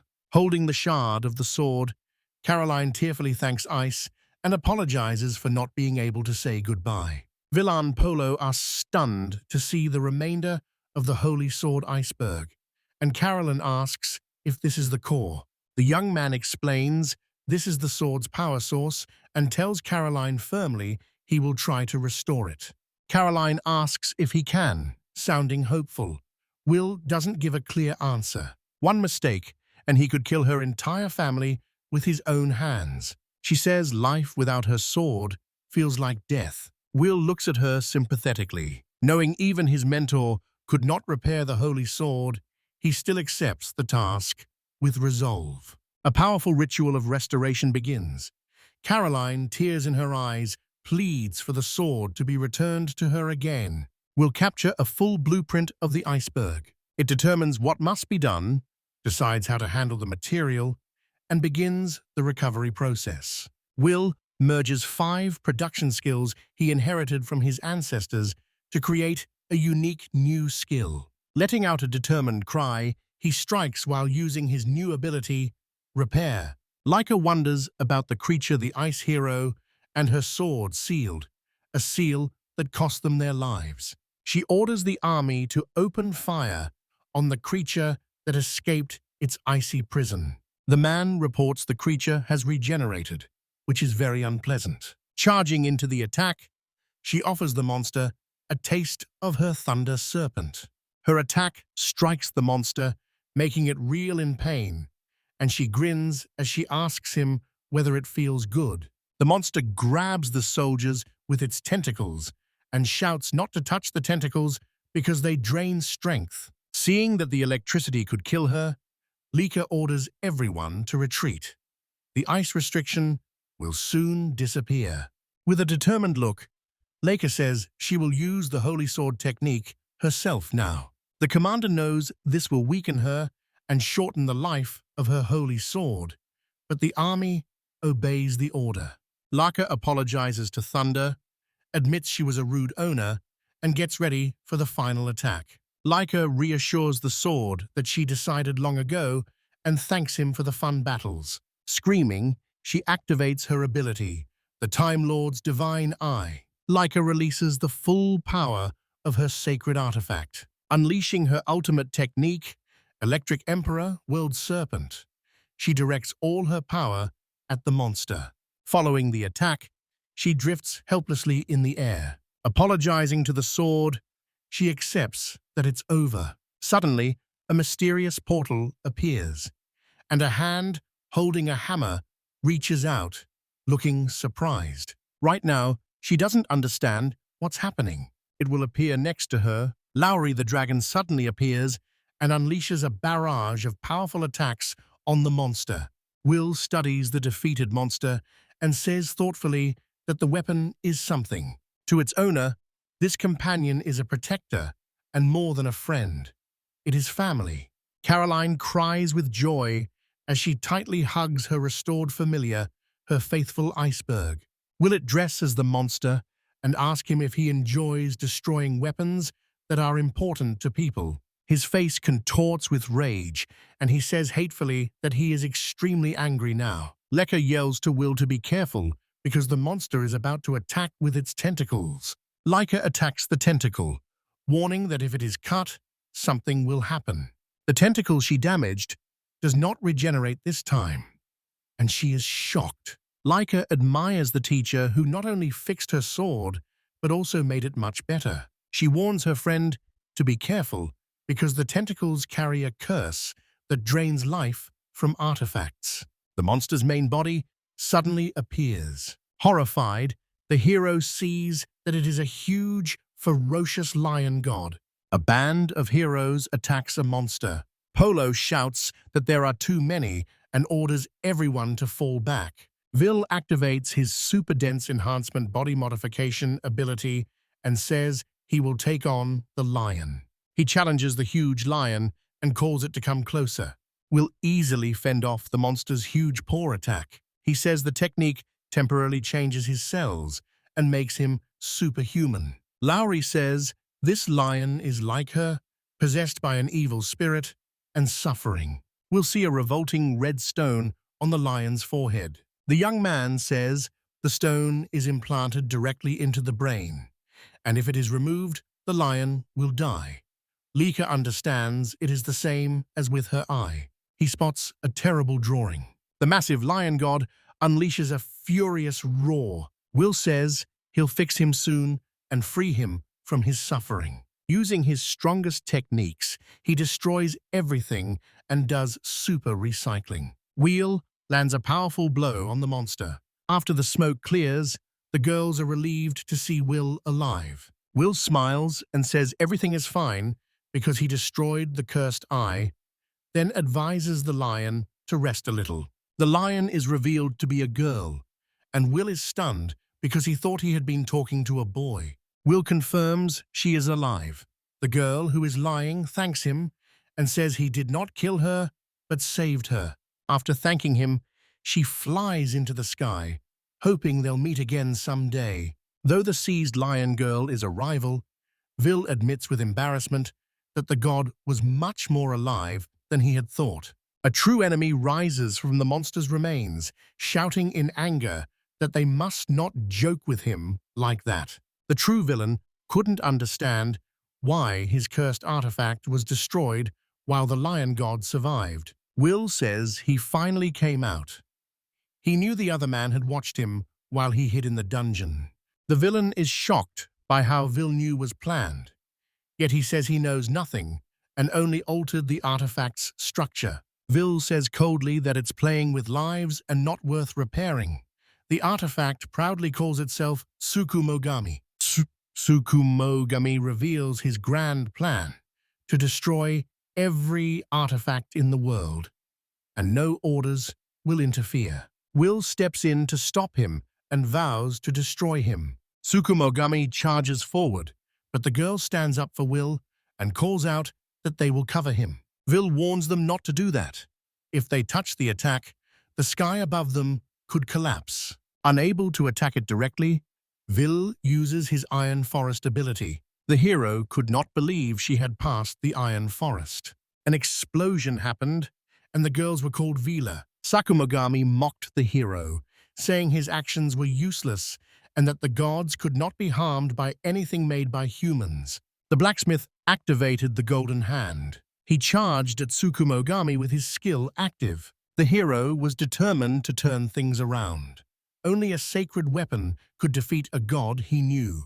We will activate the Mjolnir connection now. God threatened to smash the blacksmith's hammer to dust. The hero thrust the sacred sword into the monster. The sacred weapon pressed against Tsukumogami, causing him pain and dread. The creature asked where Vil got the sacred sword, since the hero is supposed to have only one sacred weapon, and wondered if there was another. The young man confirmed God's words. He declared he had only one true sacred weapon and pointed to his hammer.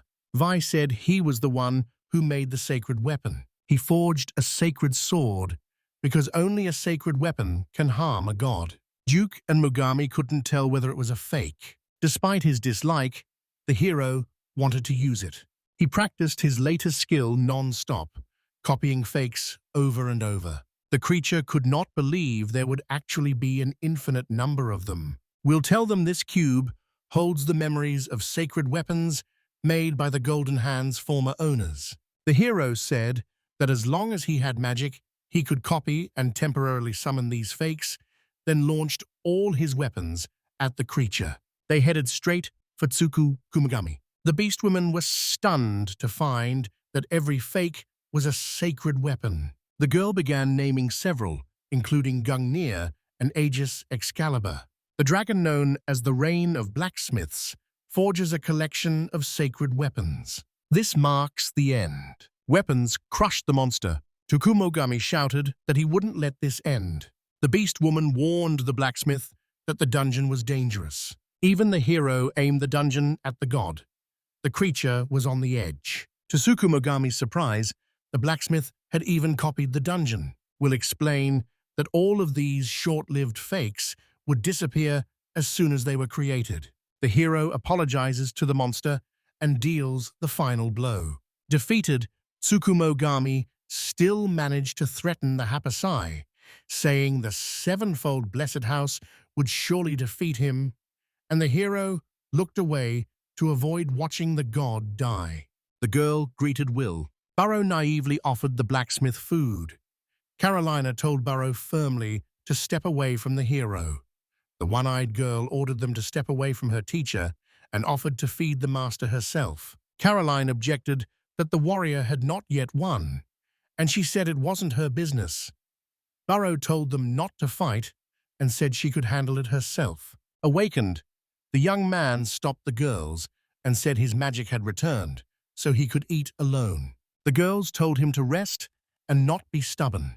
Noticing a small spat between the girls, he sheepishly asked if they got along. Someone told him everything was correct. Her Majesty Artemis came to check on Will's well-being and asked the hero himself about it. Showing support, Artemis took the blacksmith's hand. She urged the young man to undergo a thorough examination, since he was the treasure of her empire. Lady Iceberg objected and, puzzled, asked Her Majesty when Vil joined the empire. The girl said the Hapasai came from the kingdom.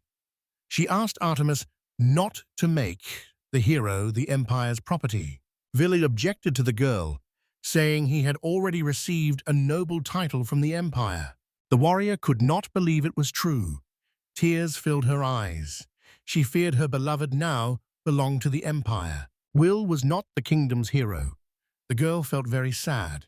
On the verge of tears, the young man calmed her and said everything was fine. They will promise the warrior that he will take care of her too. At first, she didn't understand what the blacksmith meant. The situation felt very awkward to her, her face flushed with shame. Carolina grew embarrassed. Embarrassed, Caroline ran out of the room for a short walk outside to calm down. Will asked Artemis what made her so happy. He suggested it was because they had cared for the sacred sword. The girls were confused. Her Majesty said Will, who saved the Empire from an unprecedented crisis, can no longer be handed over to another country and is now a great hero of the Empire. The young man said the great hero was too loud compared to him, and someone objected that he was not loud. The girl said that if her teacher had not come then, the Empire would certainly have perished because the Tsukumogami's power had reached a new level. Bowing to the hero, the girls said they were very grateful to him. This surprised the young man because he hadn't seen the situation that way. Will said he hadn't done anything special. The hero said everything had simply lined up so well for both him and this Tsukumogami. He said the sacred weapon was powerful, but he was not very strong. All the girls looked at him in bewilderment and laughed because he always refused their compliments, calling him rather strange. Someone shoved Circle out of the house and told them to get lost. Pounding on the door, she begged to be let back in and taken back. In tears, the girl said she had no one to rely on and pleaded for help. No words were used, and she was shown only an open newspaper page. Circle saw a newspaper page saying Hassan, a trading company, was on the verge of bankruptcy. Sarcastically, they said that if they counterfeited goods, they'd of course go bankrupt. Although told to leave, the girl stayed hopeful and asked to wait. Circle, crying, explained that the masters no longer come to them, so no one buys their goods. The girl said there was nothing more she could do. Circle felt desperate when she realized her whole situation had hit rock bottom. Only one hope remained. The girl realized she just had to ask her ex-boyfriend. She picked up a sheet of newspaper that had been tossed out of the house with her. Among the people walking through the city streets, one person seemed a little different. It was set in, and he carried a very heavy load on his shoulders. In his free hand, he held something unusual. The boy giggled as he looked at the people on the street and called them clients, while the young man was impressed by how many were there. Stopping in the middle of the street, he asked the crowd not to disperse and told everyone he had all the items they were eager to receive. The warrior and the magician paused beside it to search for something suitable. They nodded approvingly and agreed they were lucky today. Sword carried all the weapons he had made himself. People recognized Excalibur, Aegis, and Bavagaya among the weapons. Satisfied, the blacksmith said these were legendary items and each cost only 1,000 gold. Astonished, the warrior could not believe Excalibur was being sold for only 1,000 gold pieces. Seaton expected customers to buy the weapons more quickly because they were just ordinary cobblestones from the road. The young man hoped to become rich and build a good life with Circle.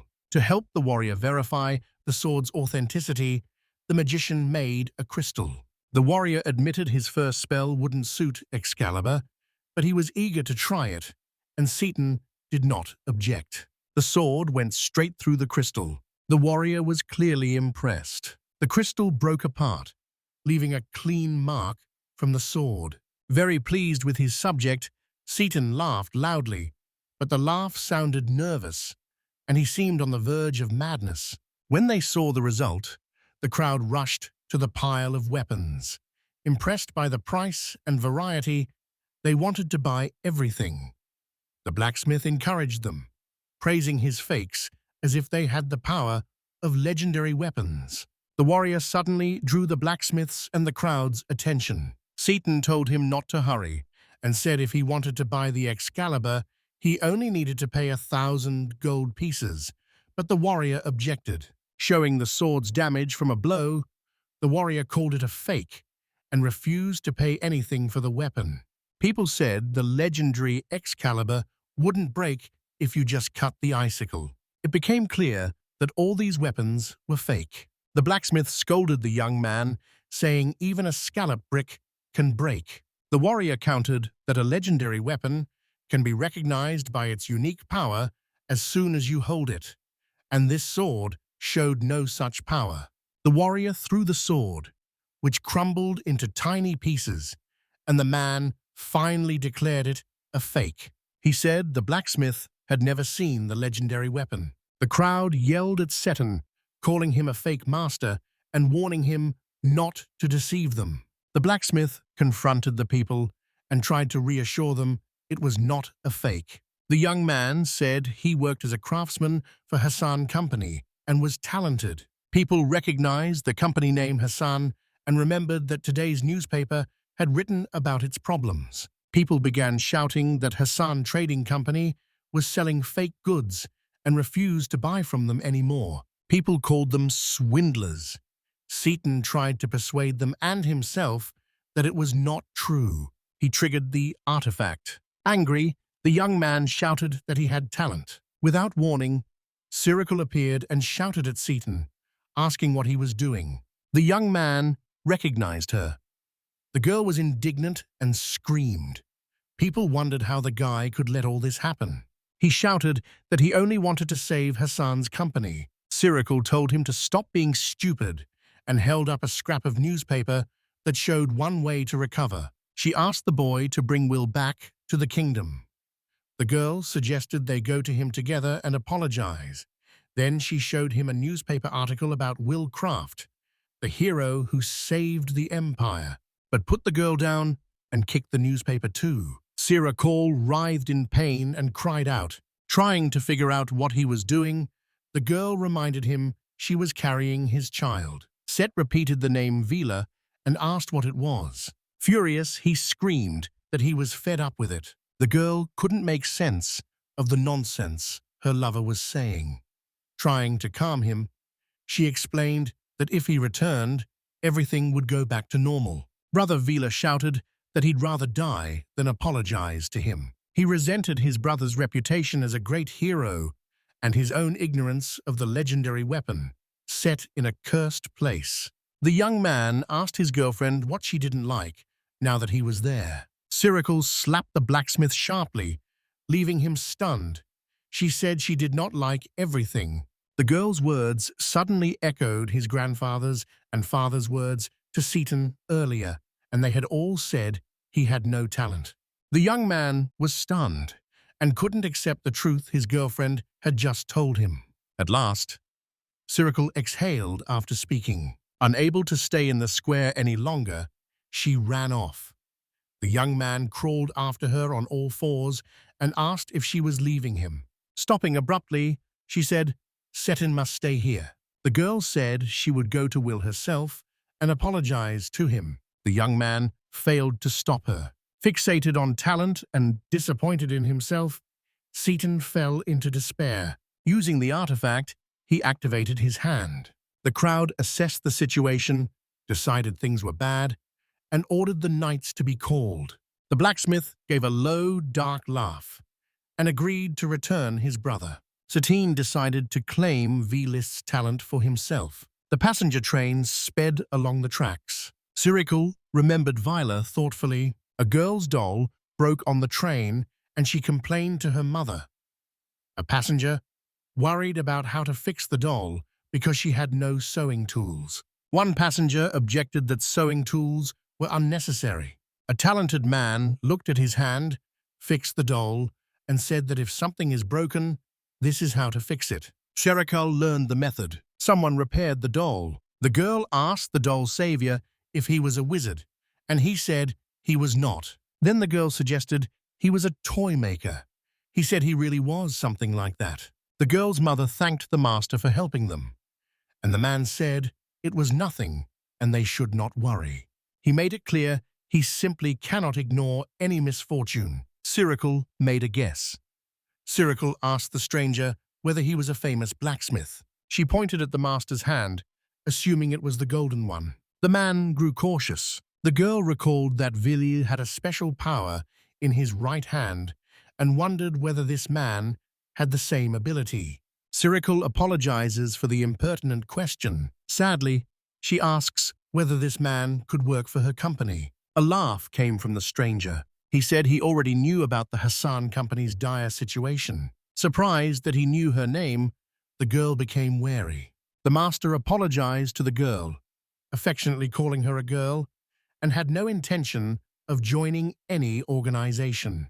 The man said he was now on his way to make something. She noticed the stranger looked like Will. Understanding the master, she said, Cyril even claimed she was carrying a child, but she could do nothing and apologized.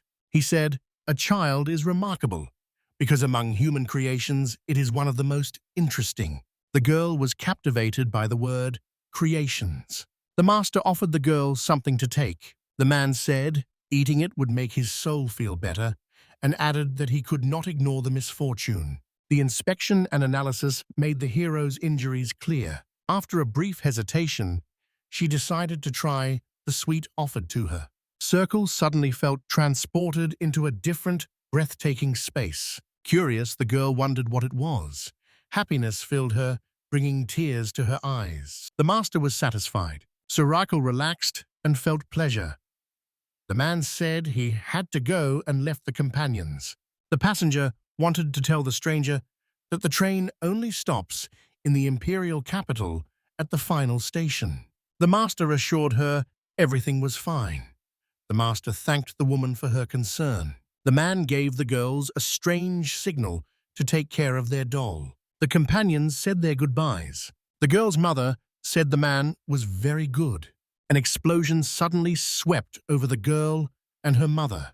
Detached from reality, Cyril missed the explosion, but was still affected. An explosion happened on the tracks the train was on. The accident caused the train to derail. Brief everyone about the people and provide coverage. The train lay on its side with bodies everywhere, the disaster overwhelming, and the master, seeming mad, hummed a cheerful song as he found the wreckage magnificent and was pleased with the result. The stranger laughed, calling the disaster a tragedy created by the family of 7 happinesses.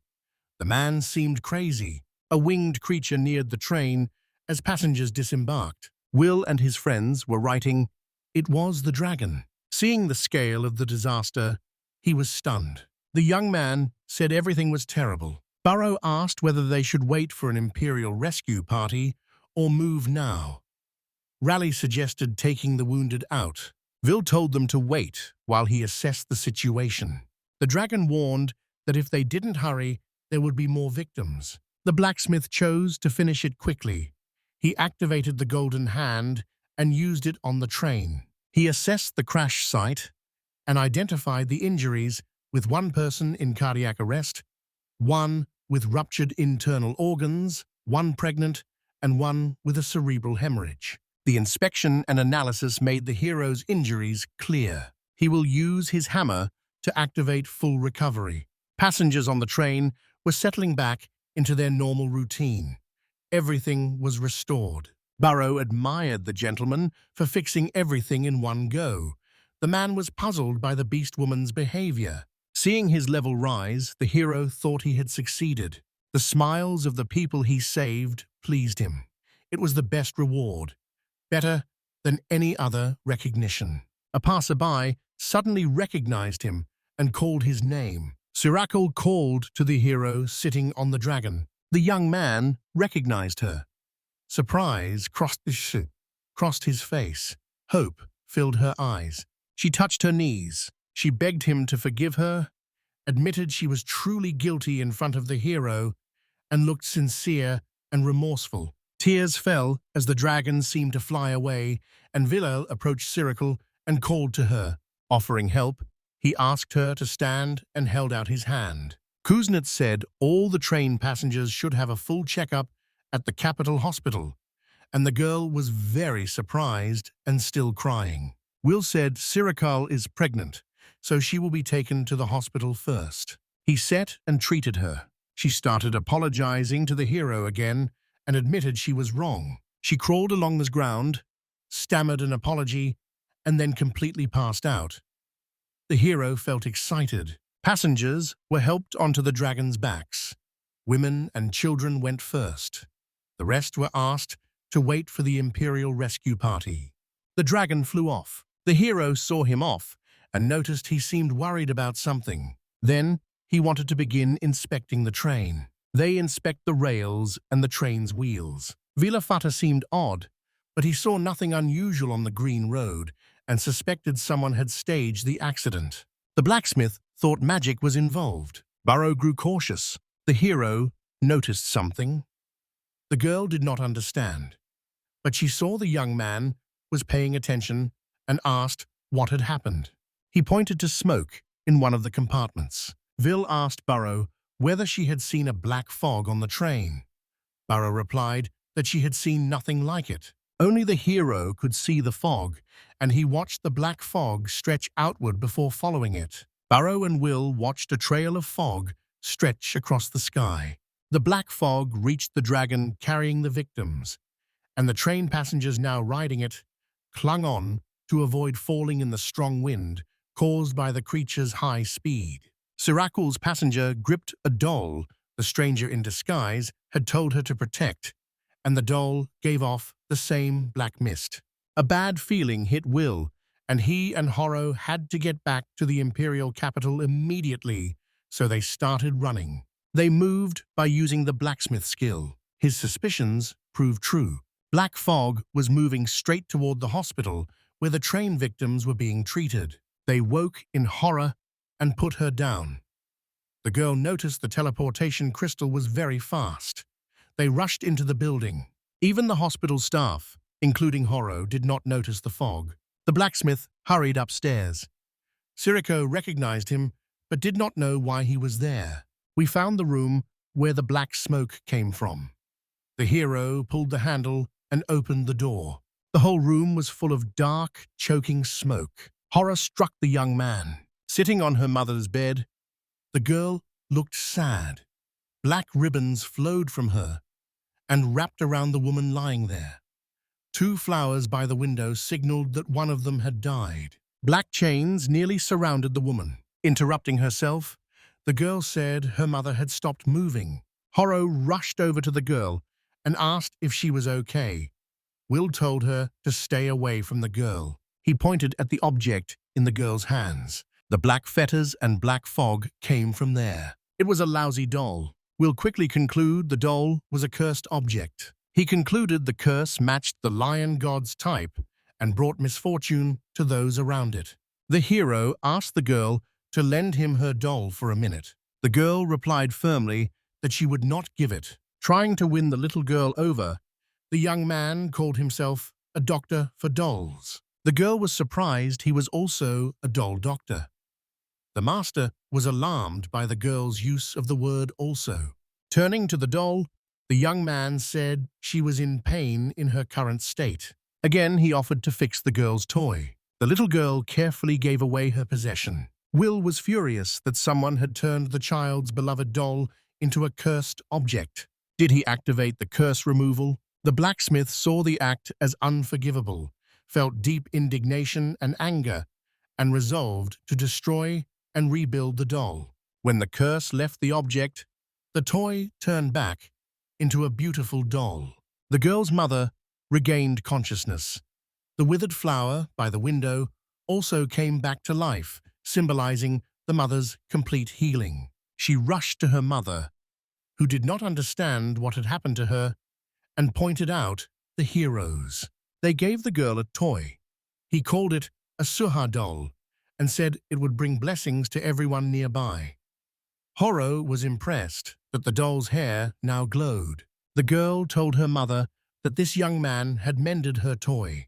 The hero asked the woman whether anyone else had handled the doll. Her mother said the doll's head came off on the magic train and they fixed it. The little girl added that he was a kind man with his face wrapped in cloth. We'll try to picture this masked man in his head. He thanked the girl for her honesty. The woman objected, saying they should thank him. The hero replied that the illness had passed because of the doll, not him. Both the mother and the girl were astonished. The doll said the healing happened because of Will, the doll doctor. Delighted that her doll could speak, the girl smiled, and the baby's mother was even a little scared. The blacksmith was the most surprised and could not understand how it happened because the toy said the master had made it, and the master himself seemed very strange. Hora was amazed that her master could bring a doll to life and called it a miracle. The hero defended himself by saying he had simply turned the toy's curse into a blessing. Sirocco watched it all, impressed by the resurrection and the doll coming to life, and realized it was divine. The girl heard someone call out. It was the boy whose leg had been healed, showing his mother that she was moving. Sirocco was surprised too. Miraculous healings spread through the hospital. A patient's chest pain vanished. Another regained sight and could finally see a friend's face. A man who had been told he had 3 months to live was now well enough to be discharged. Holding a red cross and a holy book, a man witnessed miracles and said it was as if God himself had come down to earth. Sirocco realized the healings came from the doll veil made and its blessing. The girl realized the blacksmith was truly remarkable. Realizing her loss, she felt deep sadness. The doll kept the children entertained. It even danced for them. Sirocco admitted to herself she wanted Will back and to be with him. The doll looked very cute. The children leaned in to watch the toy come to life. The girl called the master, which surprised him. The beast woman tensed immediately, ready to react if necessary. With tears in her eyes, Sirocco said she had been looking for Will for a long time and needed to tell him something. Burrow was not pleased. The blacksmith apologized to the girl and said he was busy getting ready to leave. Sirocco went on and apologized again for throwing him out then. She said that after Will left, Hassan's income fell sharply and Seaton couldn't keep up with orders. She refused to accept that the company they were building could collapse like that, and the young man was annoyed by his old friend's words. Sirocco said if he came back, the client would be returned as well. Sirocco asked the hero again to come back to her. Without warning, the young man turned down her offer. His answer surprised her because she thought he was still angry. On the verge of despair, the girl began taunting him, admitted she loved him, but had betrayed him, and asked whether he was angry with her. Burrow had enough of this and became angry. The beast woman besieged Sirocco and shouted that she was already annoying them. Burrow screamed that the girl had first betrayed Mr. Villa and was now asking him to come back, and told her to stop teasing her. Sirocco couldn't see how the beast woman was involved. Horrified, she assumed Hora was a girl from another company. To hurt her, she called that company an incomprehensible office. Responding to the insults, the beast woman said she would be the one saved. Burrow said she understood the master better than anyone else. Cerebral was outraged. Cerebral couldn't believe the blacksmith now had another girl. Cerebral called him a traitor. The beast woman shouted back that Hassan was the traitor because she had abandoned Abandonville. Sirocco stood firm. Burrow said the master had an important mission and no time to keep the girls company. Ville did not want to join their conversation. Sirocco despaired and sank to her knees again. Pleading, she asked Ville to return. The girl said there was nothing she could do. She asked the blacksmith whether he cared that a son had disappeared. The blacksmith only said it was too late. The girl listened closely to the master. He remembered Sirocco herself, always saying that Hassan was her companion. Her success belongs to the girl. He has nothing to do with it.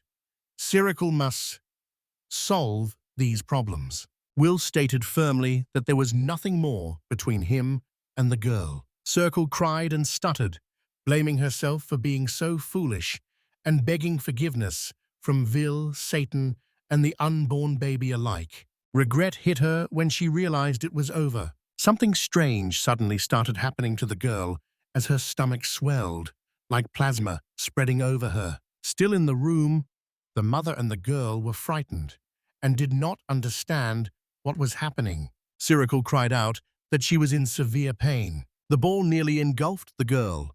The blacksmith saw a black fog seeping from the ball.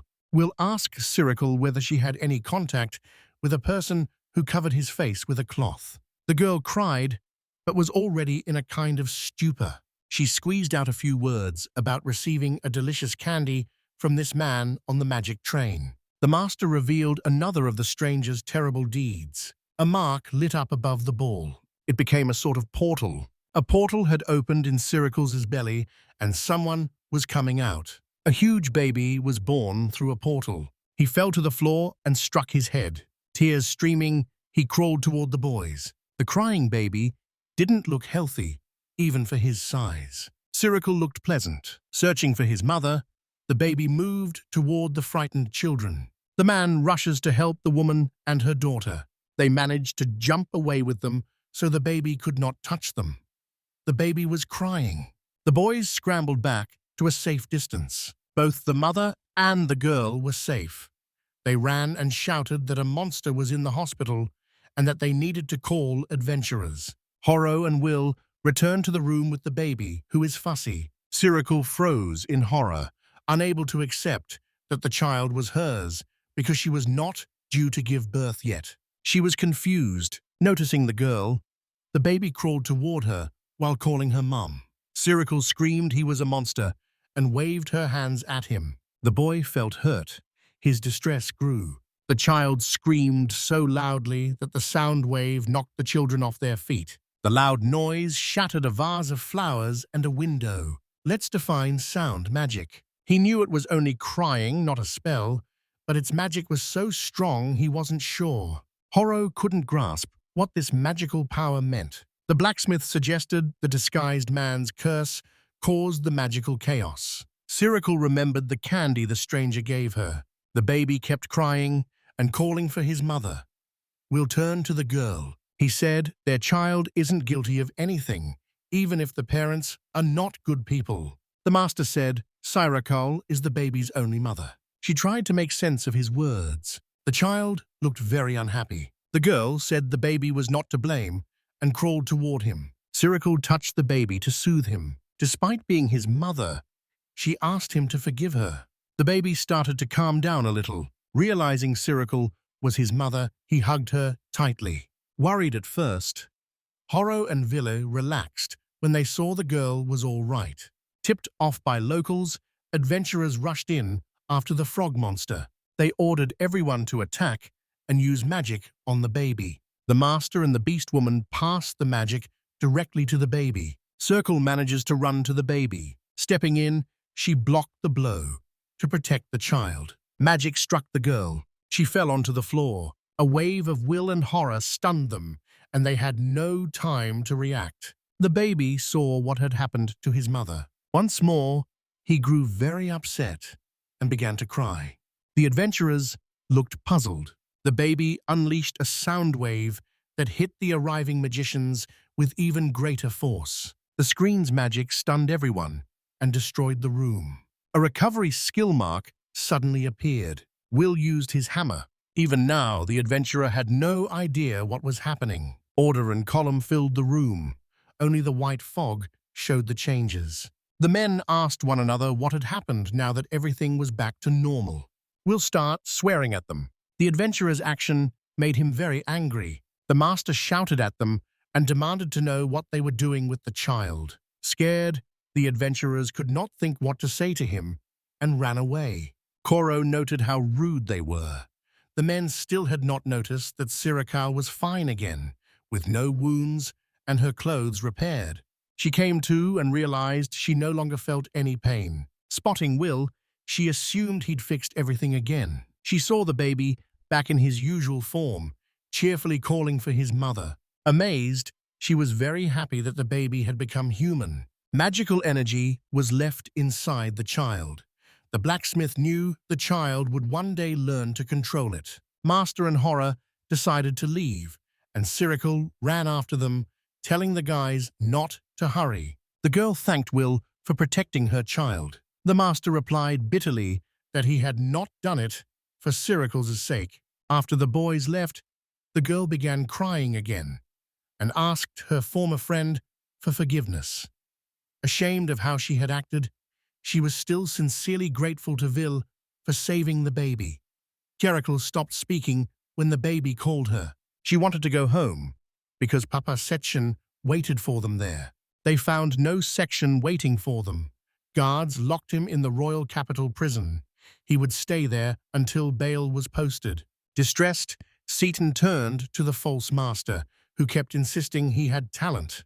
The cellmate asked the newcomer not to shout. The stranger said it was pitiful that the young man was trying so hard and no one noticed him, then sat and watched him.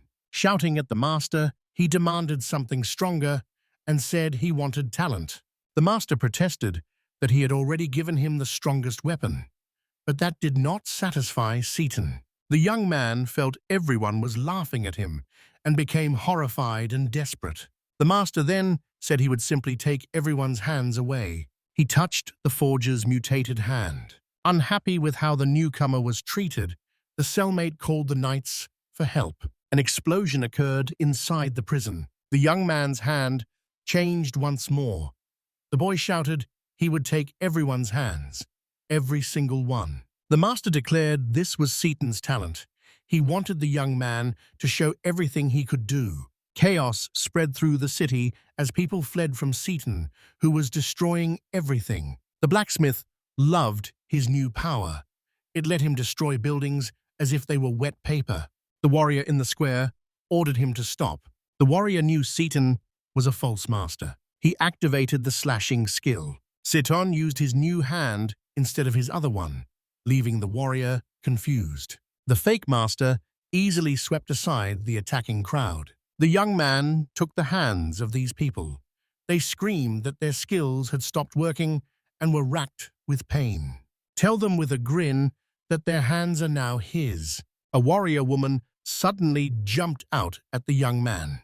Drawing her sword, she struck. The girl finally managed to touch the blacksmith. Cutting off several hands impressed Seaton, because he had not expected that to happen. The girl announced her mission was to protect this city. She said she was an S-rank guildmaster. Seaton only began laughing in response. She didn't understand at first. Then her hand suddenly disappeared. First, the guildmaster lost both arms. Then the blacksmith's arm absorbed her completely. The young man screamed that he had eaten her hands. It pleased him that even an S-rank master had come under his control. The whole city lay in ruins. A little girl lay trapped under the rubble of a collapsed house. A woman tried to pull her free and shouted for help. Without warning, someone came up to them. "That's settled," Seaton told the woman to leave, saying he would save the girl himself. She shouted at the monster to stay away from them. The man said her words were too cold, even for a worthless woman. The e-screen showed there was no longer any point in living. Suddenly, a strange funnel formed, and someone noticed it. We stepped out and immediately headed toward the woman. He said the girl's wound had already healed, and they needed to leave immediately. The woman thanked him sincerely. The monster with many arms recognized his older brother. Being set and greeted will be inadequate. The hero asked if Seaton had done all of this in the city. Smiling, he confirmed it, and the monster said it was his greatest creation. Relieved, he said he was no longer the useless little brother. Wheelcraft engaged the golden hand. The master told his brothers in a serious tone that he would defeat Seaton and make him apologize properly, and Vil said that was his duty as the older brother. A man with many arms attacked the blacksmith and called him a worthless weakling. Vil activated his link to the divine hammer Mjolnir and attacked his brother in return. The hero used the super smelting skill, but one of Seaton's hands suddenly struck him in the face, breaking his grip and forcing him to stop the attack and land. We'll see it as a hand. It was no longer the golden hand. Laughing, the monster felt his victory. The blacksmith suspected his brother's fate. Seaton had a curse that stole skills from others. To confirm his guess, he checked with the many-armed one. Seaton confirmed Vil's claim that the famed golden hand now belonged to him. The blacksmith discovered that his brother had also met the man in disguise. The master said Seaton had become a wretched spirit, bound to the cursed item called the 7 Modes of Happiness. The younger brother refused to listen to Vila and told him to be quiet. Seaton wanted to kill the blacksmith. The younger brother struck the master, and Will couldn't dodge, so he was thrown back. Tumbling head over heels, he flew across the water. Set laughed at him, mocking the idea that the blacksmith would attack with his vaunted golden hand. Will thought about the lost mark. The monster laughed when the blacksmith failed to use the golden hand and put it on himself. Set it and have it activate the golden hand. Vilden said nothing, but listened, as the many armed men threatened that the master would die by his own strength. Seaton triggered the endless copying of the fakes. Nothing happened. The monster couldn't figure out why nothing was happening, or why the divine artifacts hadn't appeared. Will explained to him that he didn't grasp the structure of what he was creating. The blacksmith said having a skill and being able to use it are two different things. Seaton was indignant that no one had told him about this, and he asked the master if he truly had only the skills and nothing else. The hero said, "Skill is a tool, and if it's misused, it's useless." Vil added that even if Seton could steal other people's skills, he still did not know how to use them. The young man compared it to a treasure you could hold, but not know what to do with. The small-armed one said emotionally, "Shut up." Set shouted that he would simply destroy everything, and that would be the end of it. Will told his little brother to stop. He shouted that he did not need to understand any structure, then activated total destruction at maximum power. His hand shot up on its own. Seaton could not control his hand. He knew the destruction would not stop. The young man screamed, not understanding what was happening. They explained that the destruction skill generated enormous energy, so it had to be kept at reduced power. The hero warned his brother that continuing would kill him. Seven warned him not to get cocky. Refusing to lose to Will, he said he would even die for it. The hero tried to reach him and make him see reason. Set shouted that he would kill the blacksmith at any cost. Will screamed at the many-armed figure to stop while defending himself. The stone hand started to crumble. Bill's friends arrived. It brought him both relief and salvation. Set an alert to ask what has arrived. The master's friends stood ready to defend him. Burrow apologizes for keeping the blacksmith waiting. Noticing a wound on the master's wrist, she began treating it. The hero smiled and said he had told the girls to wait for him in the Empire. She replied seriously that he had saved their lives, and now it was their turn to repay his kindness. The Beast Woman's answer will be accepted. He called it a great help.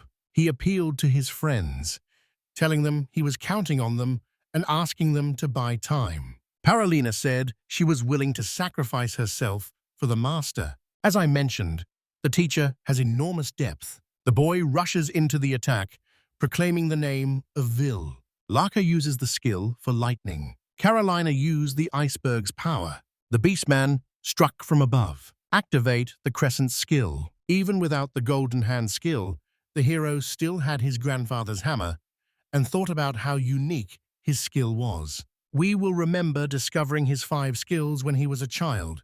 The first was imposition, the second, supervision, the third, full restoration, the fourth, complete destruction, and the fifth, endless copying of fakes. His grandfather told him then that all those skills belonged to other masters, and the golden hand should initially have only one unique skill. The boy remembered his grandfather's super melting skill. Did you manage to take his hammer from the kid? Back then, Crap Sr. told the hero his skill was one of a kind. He suspected this might be a never-before-seen super skill, and that someday, when the boy's mastery reached the required level, the skill would awaken in him. Will remembered his grandfather's words once again, that when the time came, his unique skill would finally awaken. Then the hero asked his grandfather to lend him the power that lived in his hammer. The blacksmith used the super smelting skill. Without the golden hand on his right, he set out to make his own divine artifact from scratch. As the force began to work, Will already had a plan. Using his grandfather's expert smelting skill, he forged a new divine artifact from scratch. The dragon saw the magic in Will's hand, where a hole gaped. The hero asked Rowley to teach him some skills. The dragon said it was no problem, and asked what the master was going to do. He said 5 of his skills were stolen, and it did not stop there. Will make clear that no one could take his unique skill away. The girls managed to cut off many arms from the multi-armed mutant. Burrow said Seaton was a hopeless monster. She said, no matter how many skills a young man stole from others, he would always be empty inside. He told the heroes clinging to their sacred swords that they were no better than him. One of the hands went after Carolina. Hands reached quickly for the sacred swords. The girls saw the arms move on their own. They took the warrior's arms. The sentence's power increased. He acquired the holy sword skill. He suddenly noticed Will doing something off to the side. Now the hero knew he could do it. He wondered how many smiles his right hand could make. Seaton couldn't understand why Will could still use the skills and wanted to stop him. The girls shout that they will not let the monster interfere with Will's plans. The dragon also prepared to protect the master and ordered the blacksmith to hurry. The hero prayed to the heavens and asked for a divine artifact to be created. He attacked Will's friends, yelled at his brother to stop his senseless resistance, and declared that everything would be in his hands. The hero used the 10 Milku Ikigami. He created the sacred sword of light. The hero congratulated the weapon on its birth. They believed it was impossible to create a sacred sword once the skills were taken away. They'll raise the sacred weapon above themselves. Indignant, the younger brother insisted that sacred swords are bestowed only by heaven and cannot be made by humans. The hero came back to the boys. The sword of light swept over them. The girls regained both their hands and their sacred weapons. That light made them deny that anything had been destroyed. The hero said the sword's power can reverse any destruction. Seaton grew indignant and asked them to repeat the words. The many-armed beings said he would then absorb everything and make it disappear, or a measure that, if that fell, would destroy the capital. Will drew on the weapon's sunlight and activated the sacred heavenly strike. He unleashed it on his brother. Light from the sword washed over the city. The sun's rain lifted the curse from Satan. They rebuilt the city again, and Will's golden hand skill returned as well. City residents got their hands back. Some were revived. People had no idea how any of it happened or what actually took place. Ice was thinking about the solar sacred celestial strike, called it incredible, and Caroline asked what he knew about it. The cat said it was a secret technique once used by the great hero Lawrence, who defended the human world against an evil god. The girl wanted to confirm her guess that Will had copied the hero's technique. The holy sword said the blacksmith could forge the 8th great holy sword from scratch and even give it the power to heal everything, and it added that this was beyond human ability. Inspecting the sword, the hero found it still asleep. He simply let him go and said it was a good job. Burrow stared in disbelief at the broken sword of light. Will explained that the weapon had simply fallen asleep because he was probably still a baby and could not stay awake for long. Set realized his older brother could use that supernatural power without limits and had become almost a god. Guilt was obvious on his face. The beast woman yelled at Seaton, asking if he wanted to keep fighting, and aggressively told him the master was merciful and had spared his life. The girl fell silent as Will walked over to his brother. He asked Setna whether he was wounded. The younger brothers admitted he had never looked closely at the hero's work until now and had assumed that Will was simply blessed with a golden hand. Admitting he had underestimated his older brother all this time was painful for the young man. Seaton was amazed that even without the golden hand, Will could perform deeds worthy of gods.